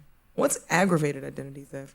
Scream, man. What is because how do you aggravate? Like, how do you? Did you like beat them up before you gotta beat the girl up before you take her identity? Like, what is aggravated? Can we look that up? What is aggravated identity theft? Because I know what identity theft is. Can we Google it? Because if we want to talk about video games, bitch, I used to love Grand Theft Auto, bitch. So I know what, like, stealing shit is. But, okay, what is this? Must be sentenced to an additional. Okay. Oh, wait, it's just more? It's, like, more What's the intense? difference? What is considered aggravated identity theft? Knowingly transfers, possesses, or uses without... Oh, so maybe it was aggravated because she knew it was wrong? Well, when you do shit that's wrong, don't you just always know it's wrong, bitch? Like, when you scamming, don't you know you scamming? Knowing transfers. Oh. You know what I mean? Right. So it's different. So she literally stole someone else's identity versus creating a fake one. There we go. Right. That's what she did. That's the difference. That's crazy. That means that's insane. Yeah, that's like somebody taking your credit card or your social security number, doing all that. That's aggravated identity theft. So which is not the same as like taking your picture and putting it on with somebody's fake name and creating a fake identity, fake account, all that. I guess that's not the. That's just yeah. When you're stealing a real person's identity, that's a thing. Identity theft. Wow, that is fucked up. However, thinking of the ball players, thinking of British, who we knew was on TV, me and my homegirls just went out for my birthday dinner in Atlanta, and we're sitting there enjoying this nice ass fucking meal. I'm ordering bone marrow. The bitches is ordering steaks. We got fucking the mac. We got like my oysters came out with some fucking the smoke. What's the nitrogen? What's the nitrogen called? I don't know. But you know when the food just be smoking? Dry ice. Might have been dry ice. There we go. It was some dry ice shit. Nitrogen. It's something. It's on the fucking periodic table. Anyways, we out. Well, and nitrogen is on the periodic table. So yeah, it was one of them things. That's what dry ice is, right? Hydrogen peroxide? No, it's not peroxide. Hydrogen peroxide. It's nitrogen something. Anyway, we go out to eat, and in that very moment, my friend is like, the way we're enjoying this now, I can't imagine having to go to a space where this isn't an option. Right. And so we're thinking of someone who was on TV. Nitrogen, carbon dioxide. Carbon dioxide. There we go. I knew it was something like that. Yes. And we're talking and we're like, if we're thinking of these ball players they're all retired, they're all former, they're all no longer seeing their millions of dollars come in. A lot of them probably do have health issues based on all of the wear and tear of their bodies. We know British was on fucking TV for a few seasons in LA. Yeah. Do you feel the need to keep up with the Joneses or not be humbled by life with the fact that certain things you're just not going to be able to do anymore? I don't think that's a reality for some people, especially when they get away with stuff. Like she was charged with a lot of shit. So this looks like she got away with a lot of shit before she got charged. You know what I'm saying? So maybe that's the hard part too about a life of crime, which unfortunately we see pretty often, is that once that becomes your way of life and you commit to all these different processes that are illegal, but it makes you a lot of money, if you're getting away with it, why would you stop? You know what I mean? It's kind of I think that's for anybody. It does say that this was, if you could scroll down, Screen Man, it looks like she was using from 2017. And basically she obtained loans, lines of credit, and other funds from financial institutions. And so, she did this for about 3 years, which is crazy because the ball players as well started from 2017 and they got caught up because their invoices wasn't looking good. And listen, the way y'all be fucking bitches out here, my homegirls, we hoes, okay? I'm an accountant. I got friends that is lawyers. We can finesse y'all some invoices. If y'all was really out here, y'all didn't have to sit here and do it yourselves. But y'all probably not that good at Photoshop anyways. I also think the identity theft thing is really nasty. That's nasty. Yeah, because it says reports also say, can you scroll down, Scream In? Reports also say the victims of the checks she cashed were unaware of the deposits being made. And it was from $4,500 to $5,800 into their accounts, which if we talk about even what we were talking about earlier this episode, I know people that can't afford to take a day off of work. Right. And if they're not granted their time off, they literally just can't do what they want because they can't afford to miss a day of work. Right. So $4,500 and $5,800 to $5,800, that's a lot of money to a lot of people. It is. Like, I told y'all the story. Like, I moved to Atlanta straight out of high school with $1,000 in my account. And because there was a comma, I thought it was something. I thought having a comma in your account meant you was doing good. I mean, when you're fresh out of high school, that is a lot of money. Yeah. I think but so. not when you drive up and your alternator blew and then $300 goes straight to the alternator. Again, that's not enough money for a rainy day. Right. And a lot of people don't have enough money for a rainy day. That's true. The last shit that we do not care about, and I wanted to get some insight on you. Mm-hmm. So if y'all did not know, Chris Brown and Drake are being sued by an artist by the name of Mr. Cooper for copyright infringement from their hit record, No Guidance. And a lot of y'all know what that sounds like. So I want to play that for you, because I really want y'all to hear what this sounds like and the fact that this is a lawsuit happening. So y'all, if y'all could tune in real quick. This is No Guidance. Chris Brown and Drake.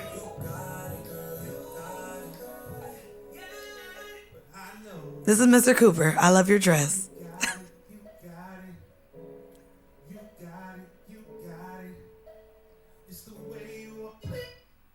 Ma'am. So I'm talking to Parks and I'm talking to Bridget before the show, and I'm playing this for them. And I'm like, this ain't no case, is it? Like, you got it. That's a common phrase. Mind you, when we started the podcast, creators wanted to come after us for the usage of "see, the thing is ... And even in trying to trademark it, this is a common phrase. Right. And so I'm talking to fucking Parks and Bridget before the show, and I'm like, you got it. Don't people say that shit? Yeah, but it's not, if the words in publishing, if the words and the melody match, the cadence is the same, then the repetition of it is the same. He has a case. Was that the same to you? Because to my ears, not a musician, you got it. And then he's saying, you got it, you got it. That's not, to me, even the same usage of, to me, it's not the same cadence. I mean, it's a little bit of a reach, but I don't think it's that far of a reach. And I don't think it's that far.